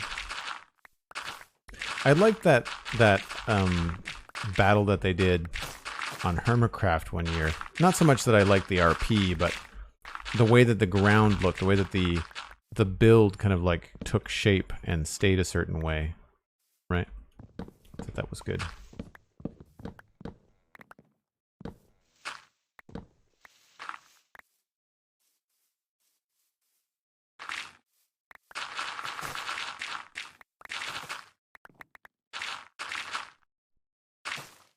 They are acacia level of difficult, but you get more stuff. That's true. You get a lot of stuff. And what's nice about them is that you never have to worry about the propagules running out. Like if you've got one mangrove tree, then you're set. You know, like once you get one propagule, you don't have to worry because you're going to get 3 or 4 from growing that one tree, which I think is really cool.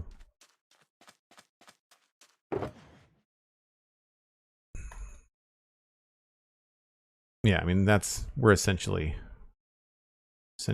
done with the leaves. So that was fast.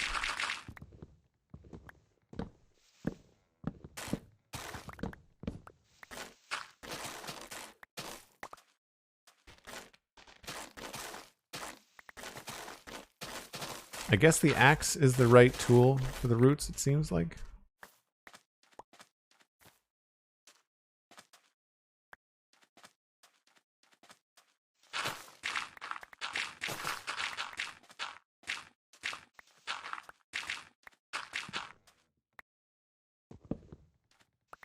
This is the kind of stuff that drives me nuts, is these little stragglers.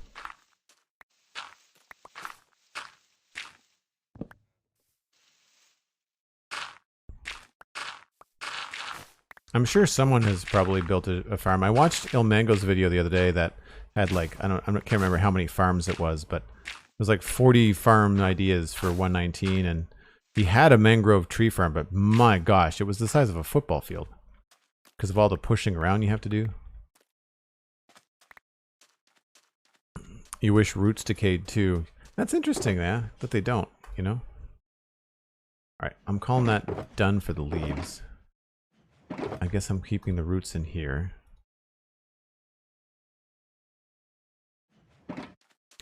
We haven't done a great deal of landscaping with the new blocks yet, but I've got a funny feeling that mangrove roots are going to come in real handy.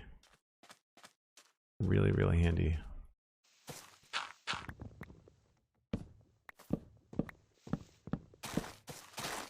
I do find it really hard to see the mangrove like logs within the trees. I find it very difficult.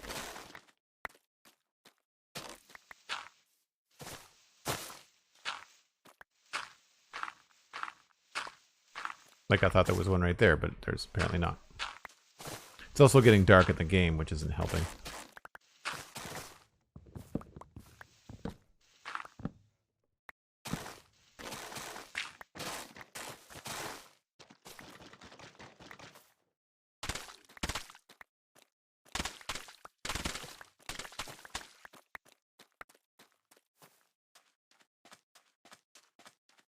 Alright, I think we're done with the hoe.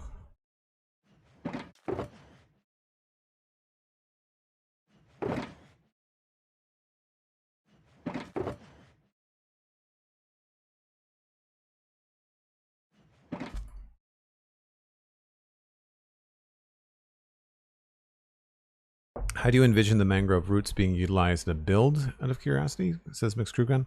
I would use them in the same way that they're designed here as roots, but because you can waterlog them, I think it'll make a really nice way to make custom trees when you want to have the roots go down into the water. There's lots of custom paths that I've done where I wanted to have better looking roots, but you're stuck with using stairs and slabs, you know? And then you're using things that look like they could be roots, and you have to suspend your disbelief a little bit. And I like the idea of being able to use the roots in that way. I don't know if I'm going to be able to use them in like an actual building currently in West Hill. They would make a good roof for a farm, especially if you layered them with something else, like mangrove roots over moss, for example, or mangrove roots over even other leaf blocks. You know, that might work too.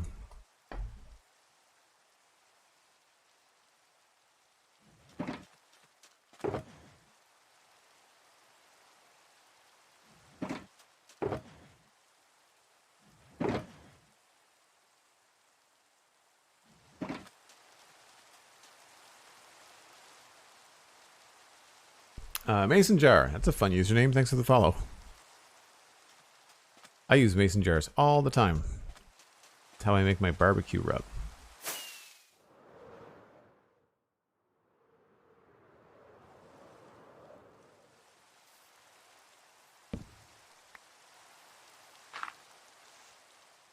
I guess I should have left the hoe on me, shouldn't I?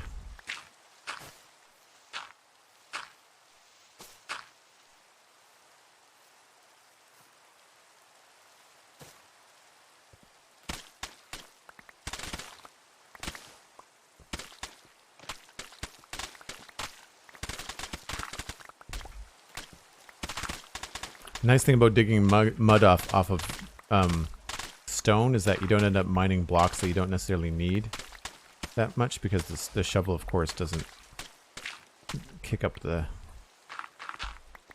stone.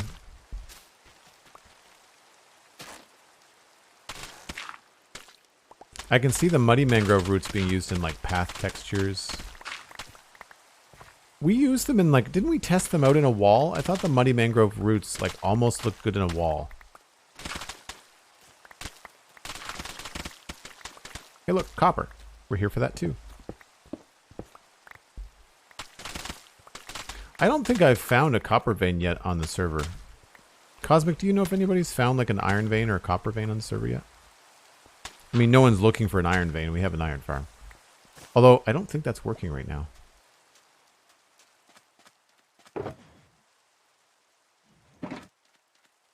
Did I bring...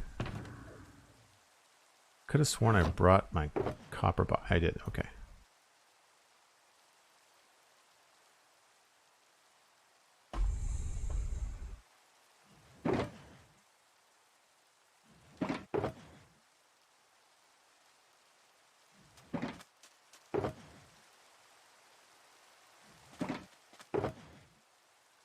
That's it. That's all she wrote. No more leaves.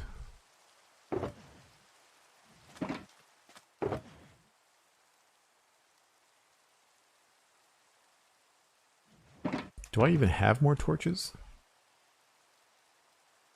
Just the wrong kind.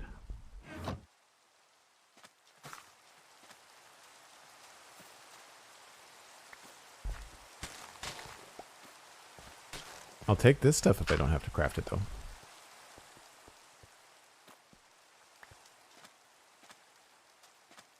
So I guess I am going to need that hoe back, so we'll use a new one. Man. They really are a pain in the butt to chop down, aren't they?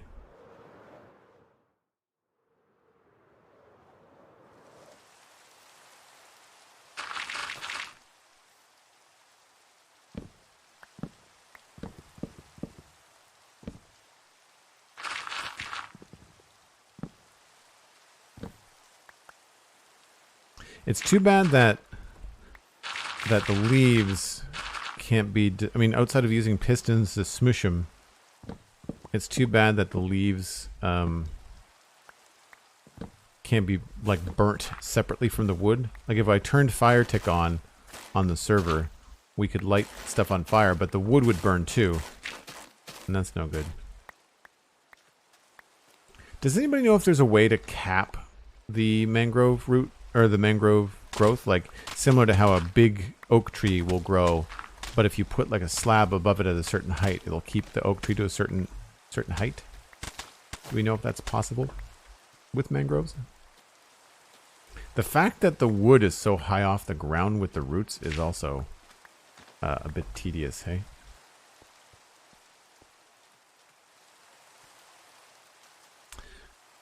Break time when you're ready. Thank you, Kozvik. Yes, I should do that. Looks like it's almost nighttime anyway. I will just dig myself into the side of the hill, I guess. So if you're new to the channel, I take a break once an hour, and it is that time. I do stick to these pretty tightly whenever I can, because otherwise I find that I get kind of tired and the streams aren't as fun, at least not for me. So hopefully you have a chance to go get a snack, maybe grab a friend, bring them into the stream, introduce them to the content, and we'll be back in just a few minutes with more resource collecting in the Wild update.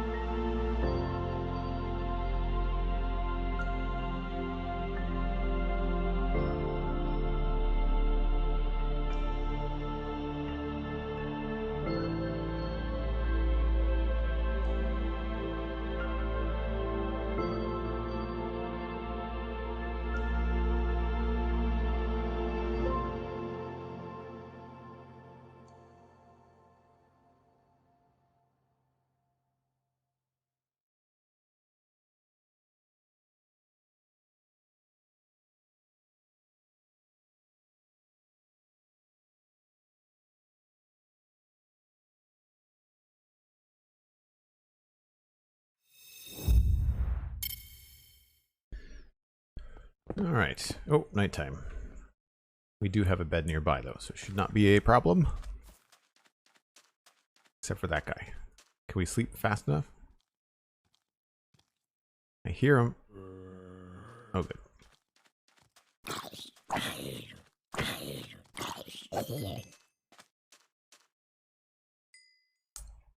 Food. Thanks for the raid, Dr. Potato. Good to see you. And someone, I think it was Mason Jar, just asked about if I was going to build with Skulk. I like the idea of doing something in the Nether with Skulk, like maybe tunnel design or similar to what Tango did in the Nether hub, where he's got like Nether stars everywhere. I think we could use it in that way. I think Cosmic said the same thing. She's got an idea for her base where she wants to do some stuff. I'm going to use it, I think, more in the sci-fi build ideas that I have. The more I think about the sci-fi stuff, the more I feel like I've got ideas that I can use there for like alien biomes and stuff like that, you know?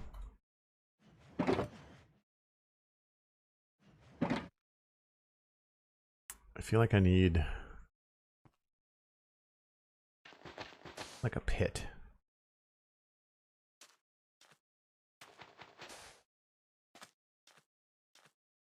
To throw that stuff. Might as well keep that.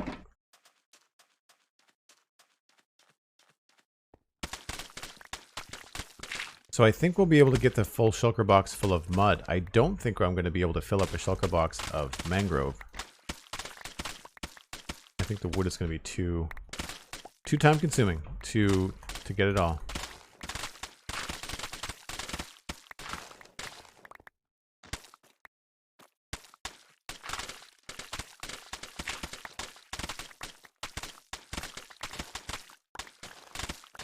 Nice that we're getting mangrove roots, or muddy mangrove roots at the same time.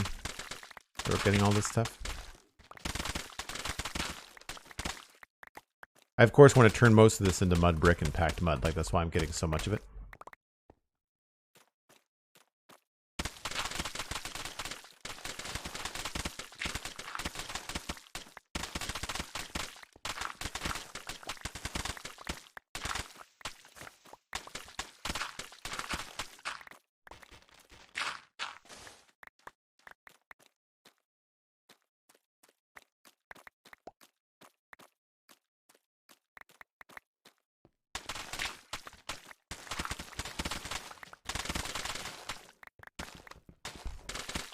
Thank you, Cosmic. Thank you, Alcorn. Mustacheme. I hope I'm pronouncing that right. Thanks. I'm glad that you like the tools and the textures. I made the tools myself. I just wanted something a little bit different for diamond tools. Although I haven't done anything with the netherite pickaxe. I keep on meaning to, but have not done it yet. Yeah, it's not going to take long, I don't think, to get all the mud.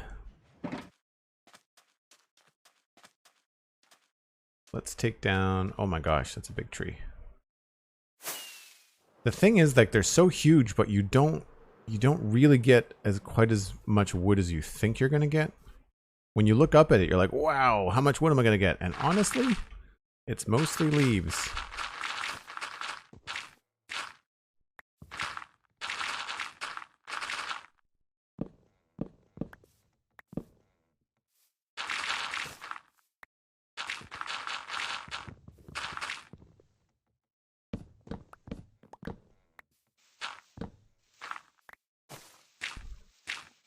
And the wood is very often connected on like an angle, so it's tough to try to get it all.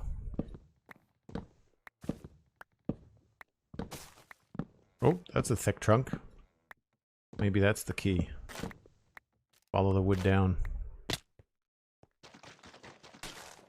Was McScrewgun here for that? If he wasn't, don't tell him.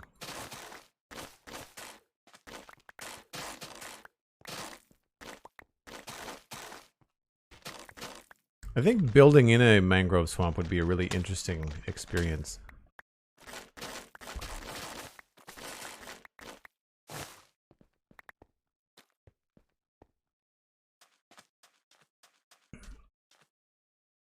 No, and people, I don't think people necessarily sell their texture packs. I know sometimes people give access to texture packs via like Patreon and stuff like that, but that's different than like actually buying it. I've shared my texture pack on my Discord, I think, in different parts, you know, like depending on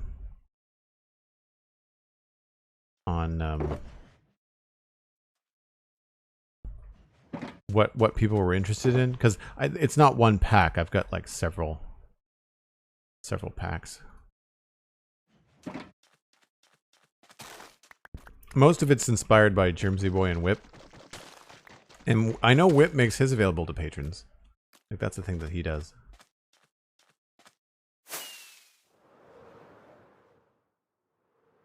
I don't remember which tree I was attacking. I think it was this one.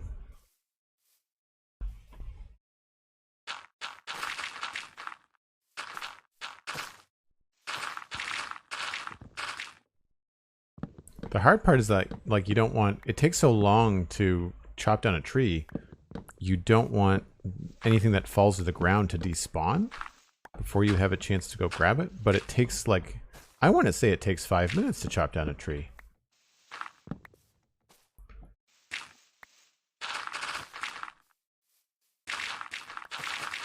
I guess maybe roaming around in the canopy is probably the best approach. Sort of feels like Swiss Family Robinson. And if you got that joke, then you're old enough to be my friend.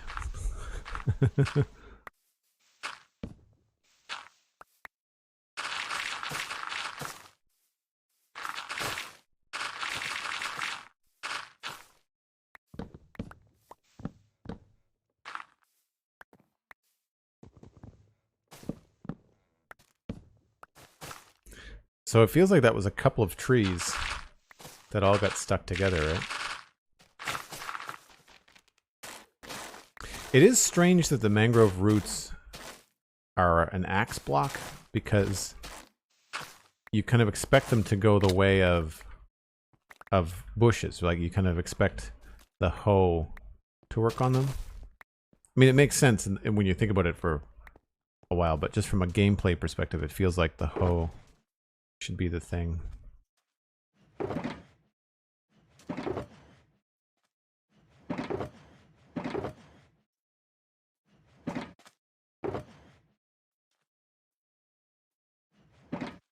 What do I actually need in here? This is just more to empty my inventory easily, so...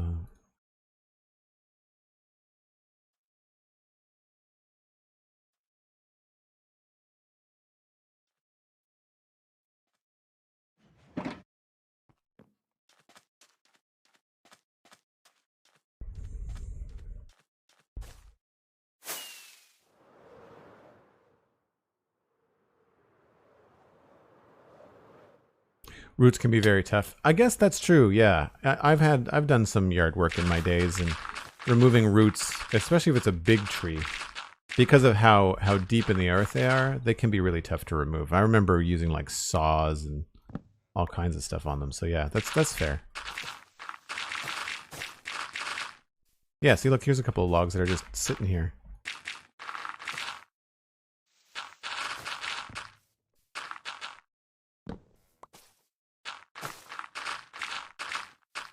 I might have to look up an automatic tree farm for the first time on the server. I really feel like mangrove trees are, even if it's not perfect, I feel like I would much rather farm them with an automatic system than this way.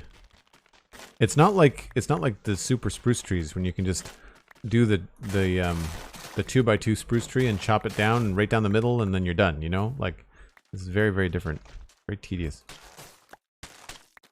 I'm glad I'm doing it though, right? Because like, it's experiences like these that then inform you to say like, yeah, okay, so I can just go to the mangrove swamp and chop down a tree, but it's going to be worth, I think, the time investment to learn how to make a mangrove tree farm, because one, it's content, but then two, the effort will just be worth it. And we know I can't leave coal, so here we are.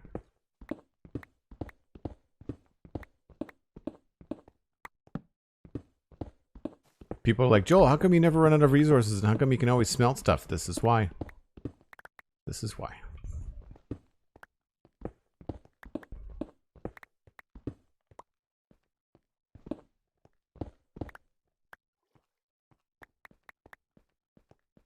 Lots of propagules. I think we already had like a half dozen. Maybe more. Oh gosh, we had like a half stack, I guess.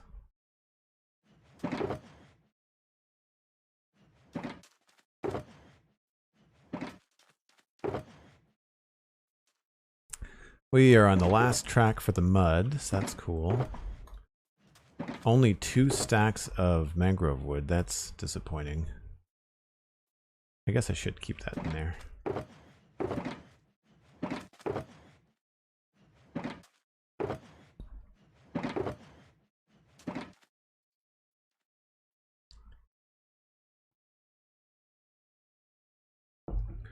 Same reason Pix does chop on Tuesdays? Yeah.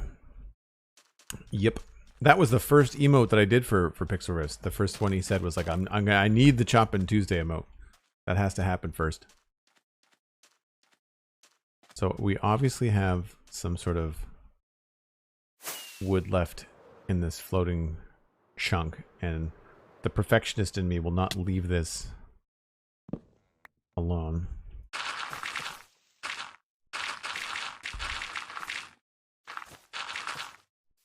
That looks like everything.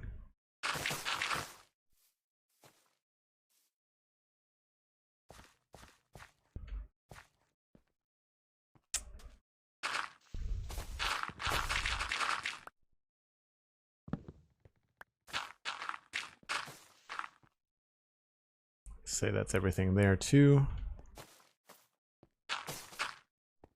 But I'd say we missed something over here.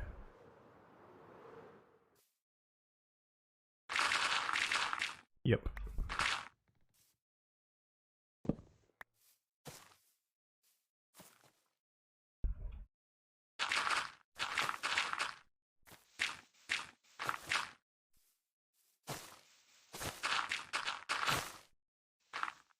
Oh, good. I thought I was going all the way down to the bottom there.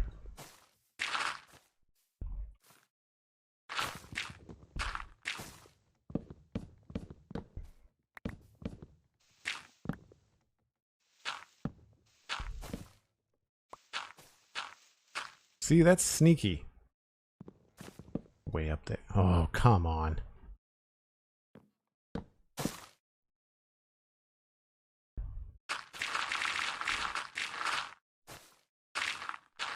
I remember Pixel Riffs actually saying that to me, you know, saying that like I needed to go get resources, and I was saying that maybe that's what I'll do this weekend just for like a chill stream. And the first thing that he said was like, that's why I've got chopping Tuesdays, so I never have to go looking for it.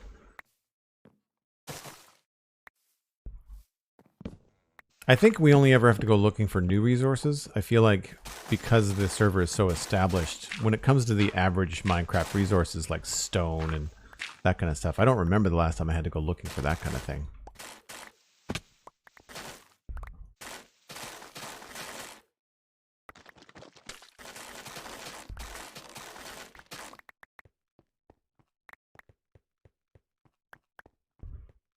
AF Snakes, hello.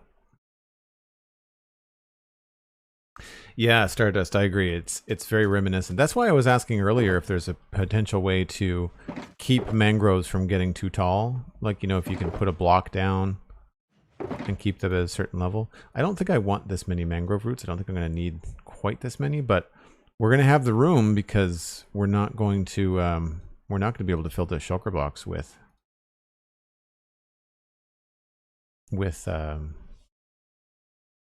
logs. Like, we've only got 2.5 stacks.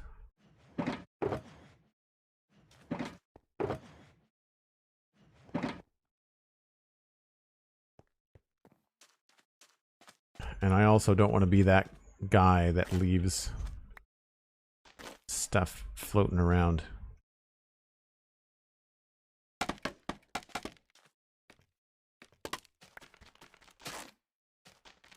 Nice that you don't need a special tool for the roots. Like, you can just punch them with your fist and get them. That's cool.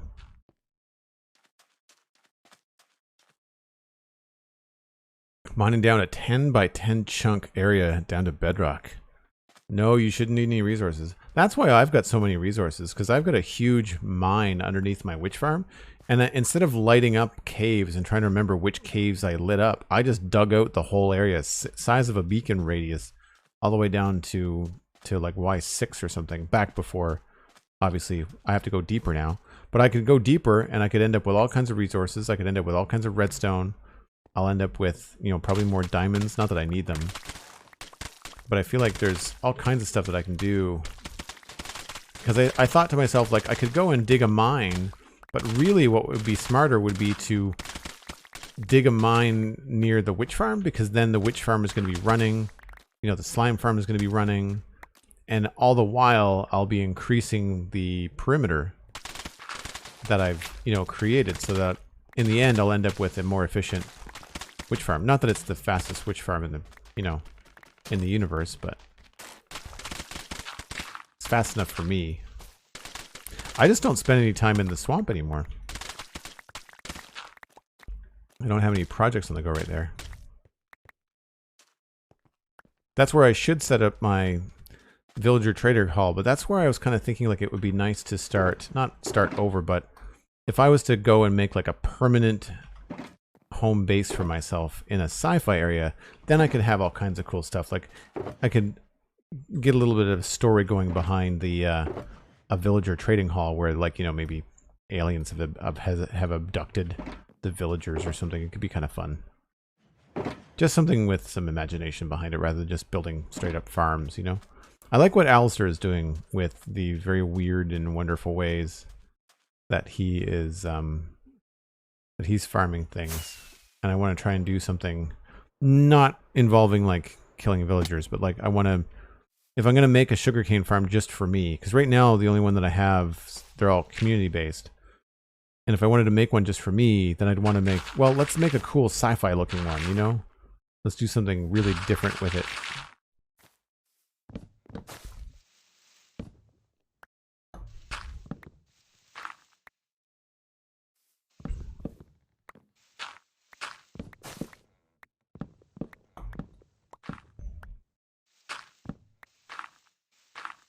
I feel like on these big trees it would be a lot different and a lot easier if there was no diagonal connections. Like if everything had to be a right angle connection, I feel like our lives would be a lot easier.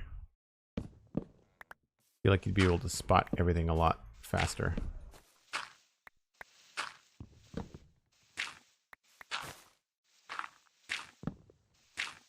I mean, I guess once you know what happens, then it's not too bad.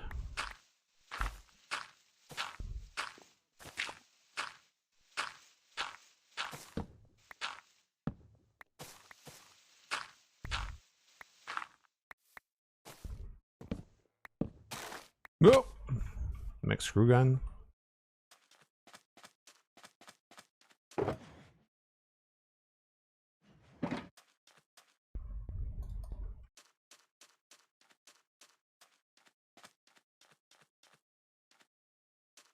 Does anybody know if roots affect the leaves the same way that wood does? Like if mangrove roots are there, does that mean that the leaves won't decay? Or is it only the wood?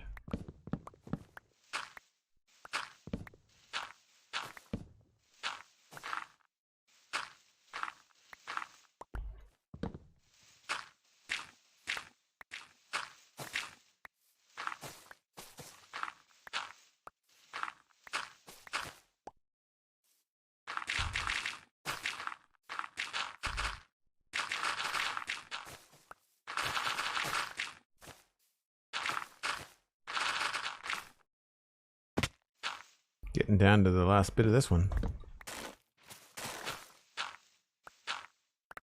So I find that the roots are so big that I have the same kind of like eye twitch moment when like I've got floating roots. It's the same thing as floating leaves. Like I really want them to go away. I think that's probably why someone earlier had mentioned that they wish that mangrove roots would decay. Even if they decayed like super slow.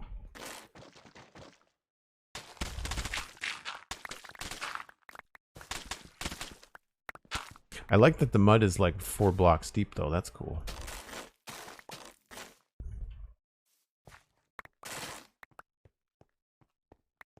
Whenever I'm under a mangrove tree, it reminds me of War of the Worlds.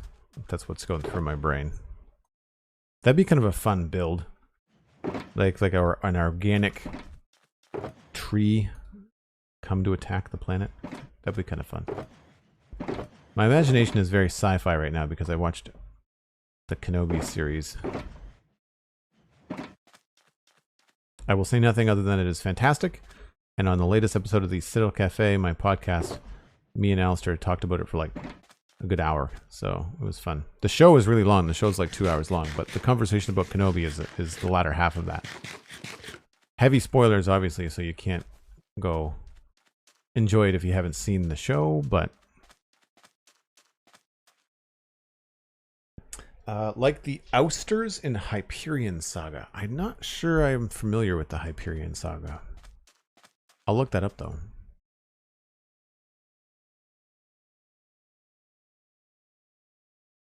Apple, it's just a texture pack. We play with fabric mods, but it's all like UI stuff. The server itself and most of the gameplay is all vanilla. Think like Hermitcraft, like that kind of just like, it's a bunch of busy adults. You know, we don't have a lot of time on the weekends to stream, so we have a few things that just make life just a little bit easier. Like this map, for example, just made it easy to find a mangrove swamp. You know, you could see which way you're traveling. You still have to go and search for it yourself. You still have to, you know, do all the legwork. But you don't have to go completely blind. You know, go in there purely by chance. I think I'm going to take down these roots, and that should be the last of this tree. Yeah, I want to say the roots keep the leaves up.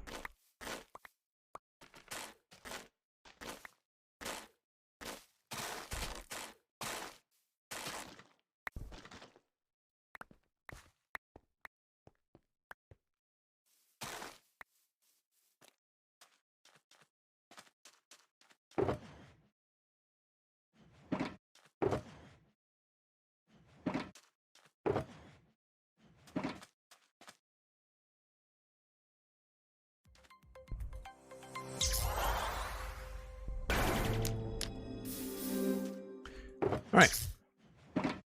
Cosmic Dancer gifted 6 months of tier 1 subscriptions to Rabelais. Rabelais, welcome in. And Cosmic, thank you so much. Wow. Great gift for Rabelais, and thanks so much for the support. That's amazing. Rabelais, you've only been here for well over a year. Did you know that if you connected your Discord and your Twitch that you can join us in the Discord community? Did you? Did you know that?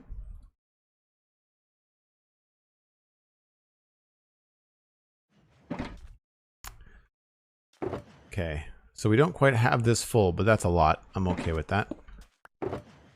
Did not get a lot of copper. Lots of leaves. And we're good on those. That is as good as I feel like taking it. I'll put this back in here. That can go back in here. This is good.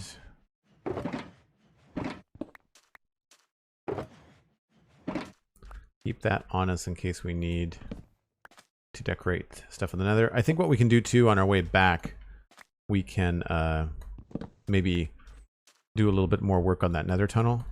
Since we got to travel that way anyway, might as well.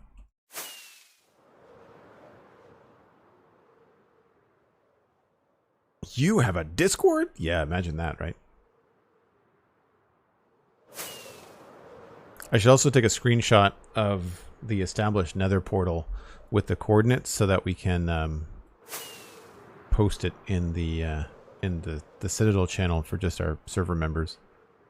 So Steven and Alistair and Hannah and I mean Cosmic knows where it is because she's here now, but and Mattcast, in case Mattcast, he's been busy with a move, but after that I'm sure he'll want to check it out.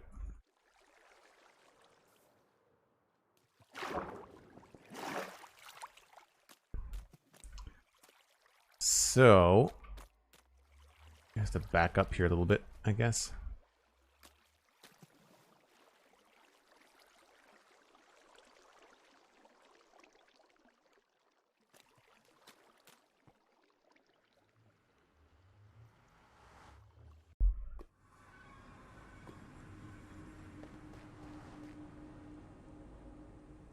Oh, that's the wrong screenshot.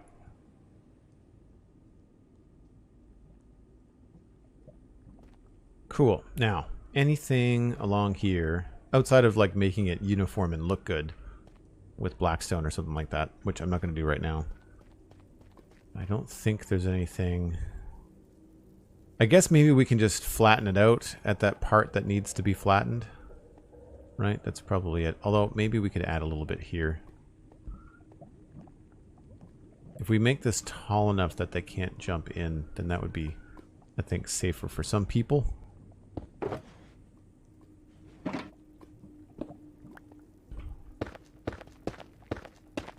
Yeah, no magma cubes are getting up on that.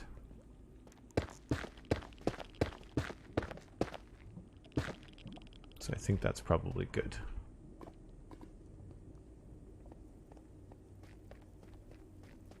Yeah, like this we can just flatten out, maybe.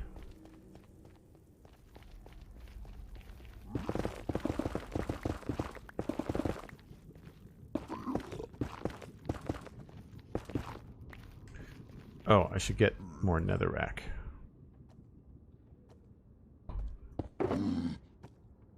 Oh, right. Crap. I forgot about that.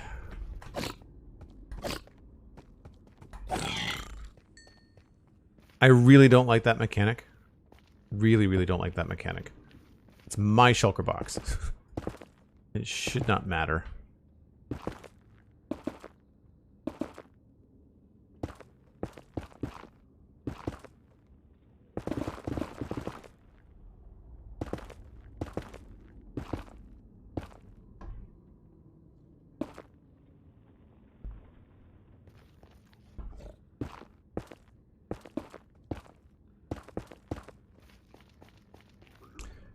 Mangrove, hello, welcome in. Welcome in, welcome in.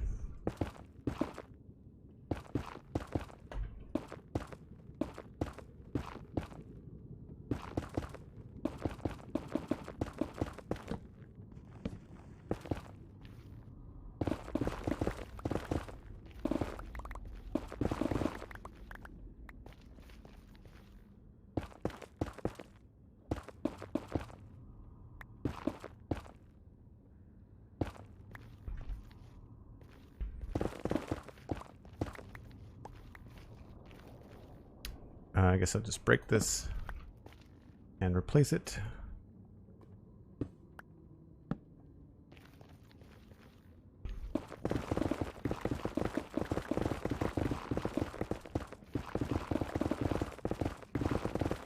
Hey, we found more quartz. Cool.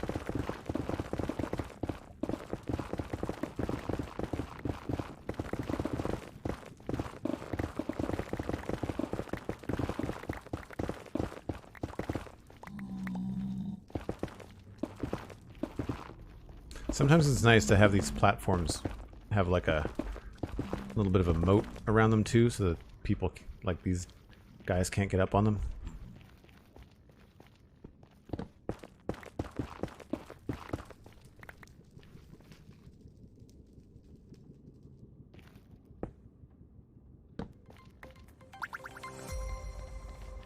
Techno, thanks for the follow. Glad that mining up quartz doesn't anger piglin. That would get real old real fast. Does anybody know if there's a data pack out there that just kind of like keeps the piglin from getting angry at you with the whole chest thing?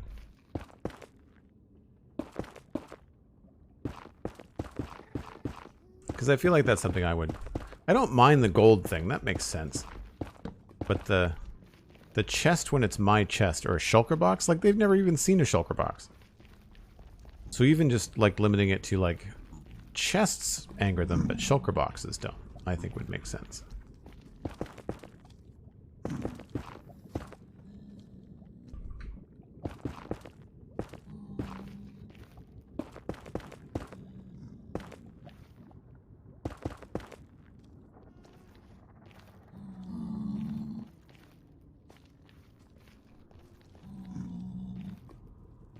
Hey Danny, how's it going? Let's put another torch here. And maybe we'll balance that out with some cobblestone.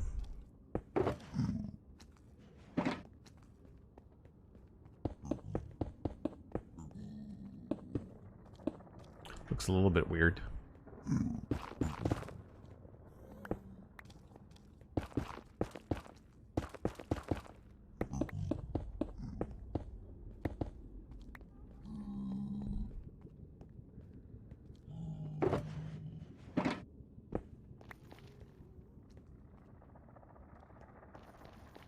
Cool.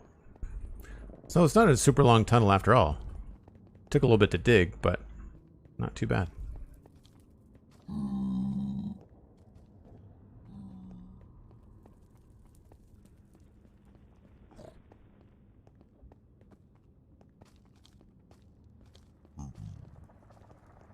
Yeah, so we connected the... What did we do today? We connected the Nether to the mangrove swamp.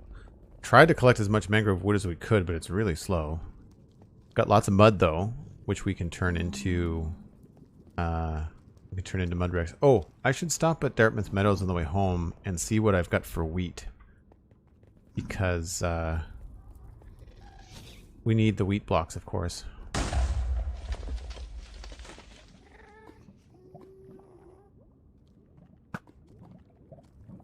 Oh, it's close.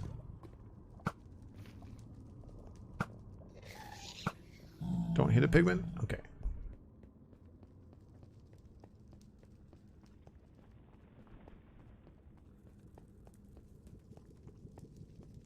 Nether tunnels over a lava lake? Yeah, that's a tough. Now that we've got all that kind of stuff done, I'm glad I don't have to do any more of it. At least not a lot.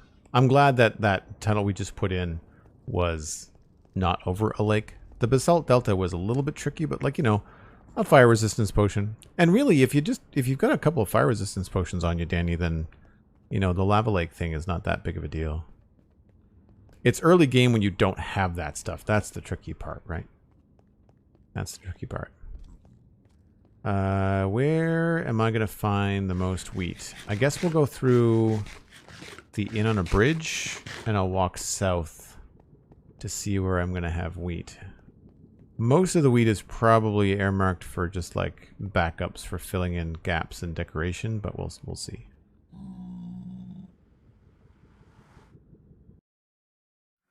Oh, in peaceful mode, yeah. It would be difficult to get that stuff. Oh, we're going to sleep before we go anywhere.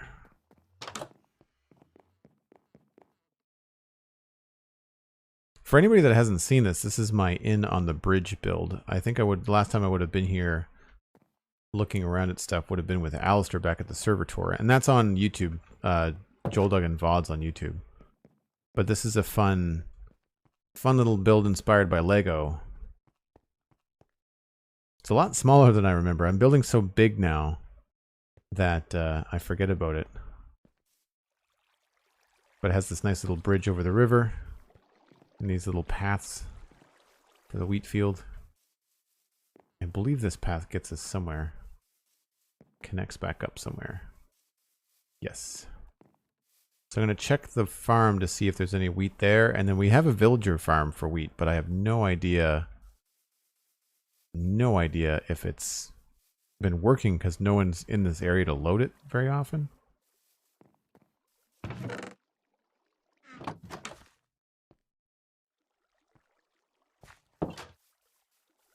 It's a pretty fun build, actually, having the grinder.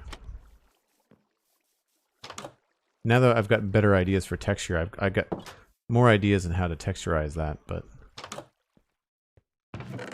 yeah, one hay bale. Did not think it was going to be much.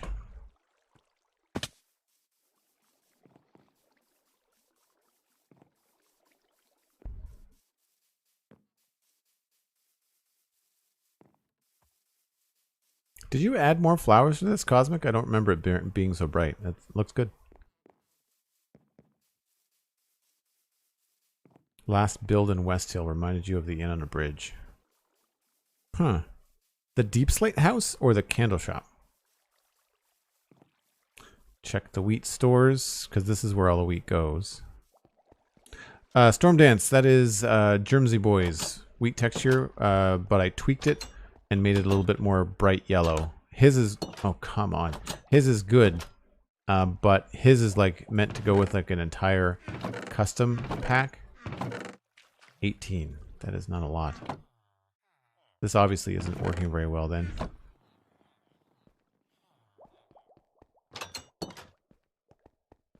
Let's check the redstone down here quickly. Make sure it's not broken. Wheat was this one, I want to say. Potatoes. No, everything's fine.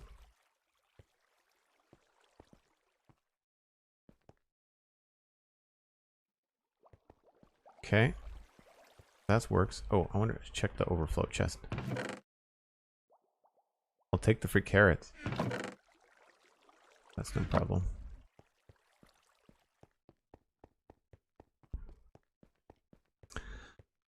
On peaceful mode, piglins, piglin brutes, and hoglins are passive. Also on bedrock, vindicators and evokers are passive on peaceful, but are still hostile to villagers. Oh, interesting.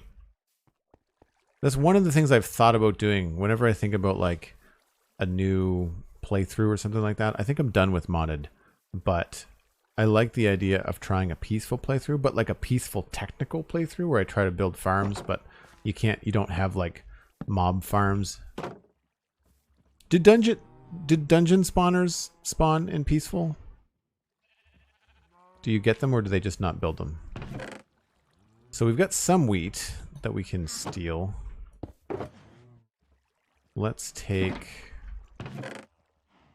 I should probably craft it into hay bales.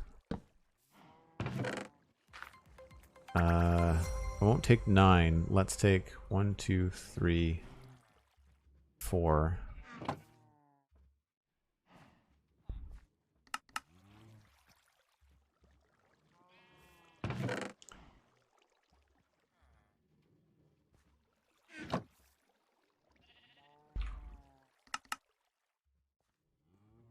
I feel like that's pretty good. That should help us make at least some.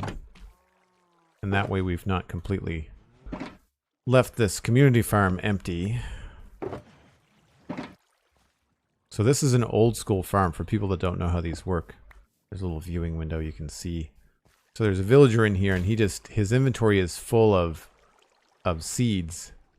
And so whenever the wheat is dropped, he can only plant seeds, and then there's a minecart that goes around under here and collects the wheat, and then it gets deposited in this chest. And when the chest fills up, it sends everything on to that greenhouse that I was just in. So there's a bunch of redstone down here, filters out the seeds, makes some bone meal, but then also this is where the wheat gets sent on to the greenhouse.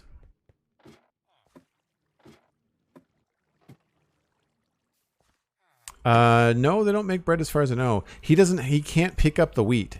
His inventory is full of seeds. They would make bread if they could pick up wheat, but they can't pick up the wheat because their inventory is full. Danny says dungeon spawners do generate, and I have them spinning animation, but never spawn mobs in peaceful. Oh wow! So you can't even get bone meal. That's annoying. Do we have... Yeah, any wheat in here is meant for like breeding the sheep, so I don't want to pinch that. See, these are the kind of things, these are the kind of farms that we have from the community, but I don't have any personal wheat farms, you know, or anything like that. I should grab some extra carrots though.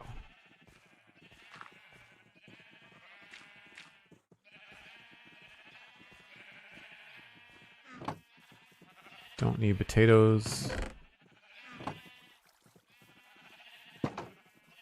I think people are taking from here and not taking from the greenhouse, and that's why these are never full. The idea is that they fill up to the point where there's one shy, and then they send things onto the greenhouse. I don't think I need anything else.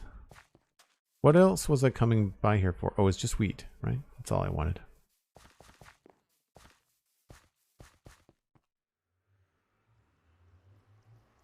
I can get bones from punching fish.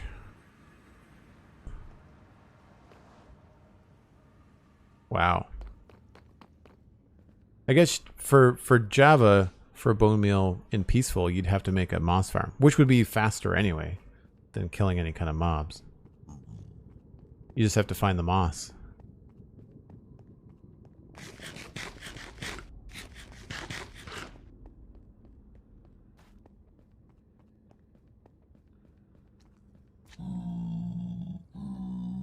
Moss farm would be the most efficient. I feel like I would do pretty good on a peaceful playthrough, like a peaceful technical playthrough. I've got enough redstone knowledge that I think I could, especially where it's not going to be long term. I don't need to make massive farms. I could just make those like little personal, 8x8 moss farm. That's your bone meal. You get a villager going on a small plot for different vegetables, all that kind of stuff.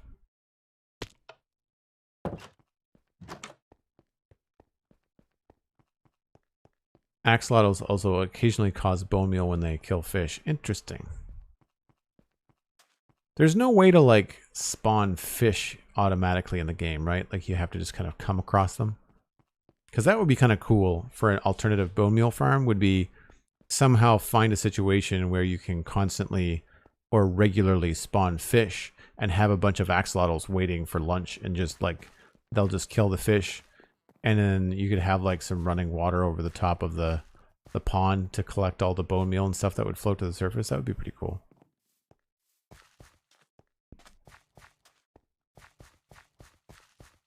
There are fish farms? Cool. I've just never bothered with them. Draining rivers? Right, that makes sense. I guess I'm thinking like more interesting fish farms. That would just be like salmon and I guess cod or ocean fish, I think.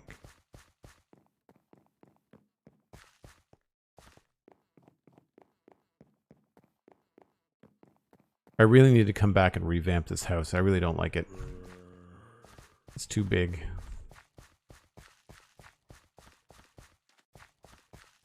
I need to separate it into maybe a couple different builds. Oh, you can get cods and rivers too? Cool. So for anybody in the chat that's new to the channel and you haven't been here before, this is the project that I've been working on for about 1.5 years. This is Westill. It's a medieval fantasy town, and we've done most of it. And we're working on the west side. But of course, with the new blocks that came out, we're trying to use some of the new woods and some of the new mud bricks and stuff. We're also trying to increase the color, because the way that we've done it, this side, the left side of the city here, is all kind of like older town markets, kind of not run down, but definitely been around a while, and not the richest of people. But then on the other side of the keep, which is this big structure here on the hill, we decided that we wanted to make the fancy part of town, separated by the keep and the barracks. Then we've got this road that twists down here, and over here you're going to see like pointier towers, taller structures. Obviously this is all under construction. We just kind of like got some basics out here, but then all here on the left hand side, you see what I mean by adding more color, fancier, more plants, that kind of stuff. This lilac house is really cute. So we've got all these different things. I'm going to sleep here so folks that might be new can see it in the daylight.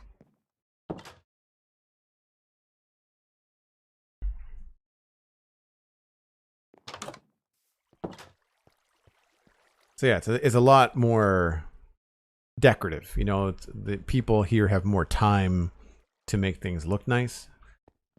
It's got some industry going on too. We've got, the port where the goods and stuff would be coming in via river and then loaded and unloaded with the crane and the different things like that. And then of course we've got the west gate, which is like the main entrance for this side of the town.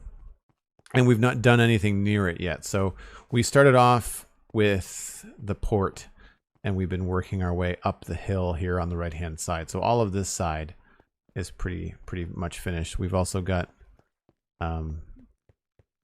some little pathways and stuff weaving around. I'm excited to finish off these builds so that this alleyway, I like when the alleyways are finished. It makes the build feel really solid and unified.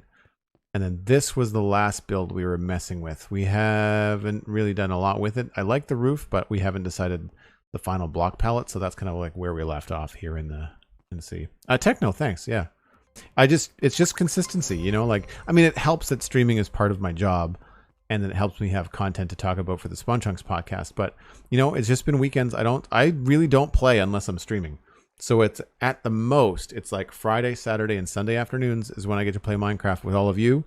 And that's when I get to work on this space. And then some days it's like today where like I went and did things, but we didn't build anything. We just spent the entire stream collecting stuff, which is fine. I mean, sometimes you need to do that.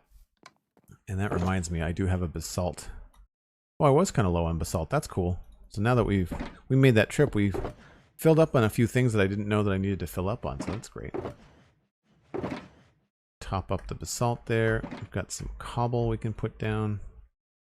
I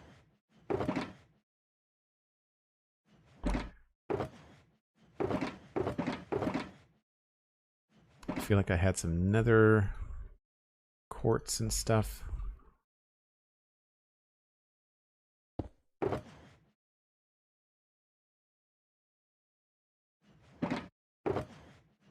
There's the quartz.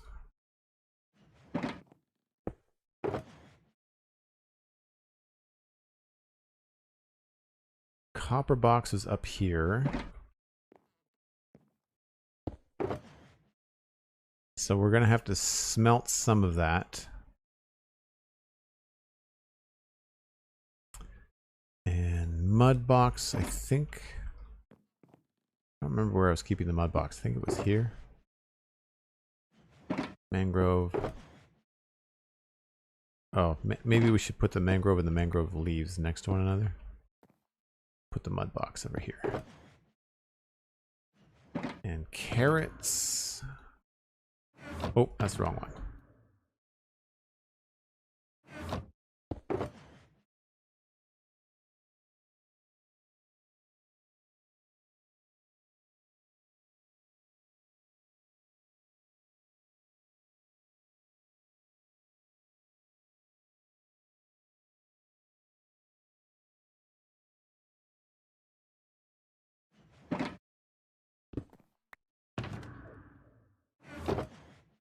And then we just have odds and ends in that.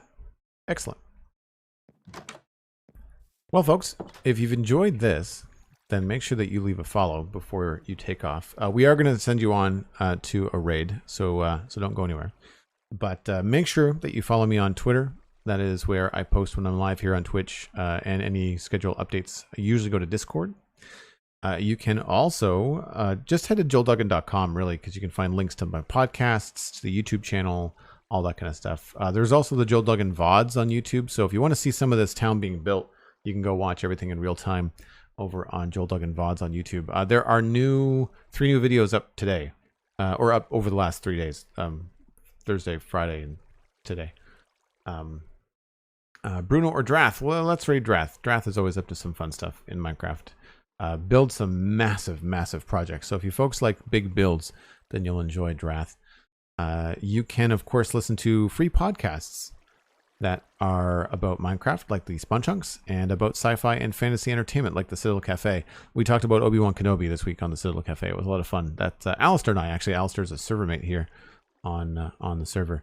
Then, last but not least, check out Patreon. If you're thinking about supporting on Twitch but you're not really sure, check out the options on Patreon. That includes Infinity Cove, my patron server, where you can play with some of the fine people here in chat, including Elkhorn. And I didn't see mini packs today, but there are a number of people that are regulars in the chat. They're also members of Infinity Cove. That's it for me, folks. Thanks so much for the support today. Thanks for being here. I'll see you tomorrow. Same bat time, same bat channel. 1 o'clock Atlantic. That's UTC minus 3 hours. See you then. Bye for now.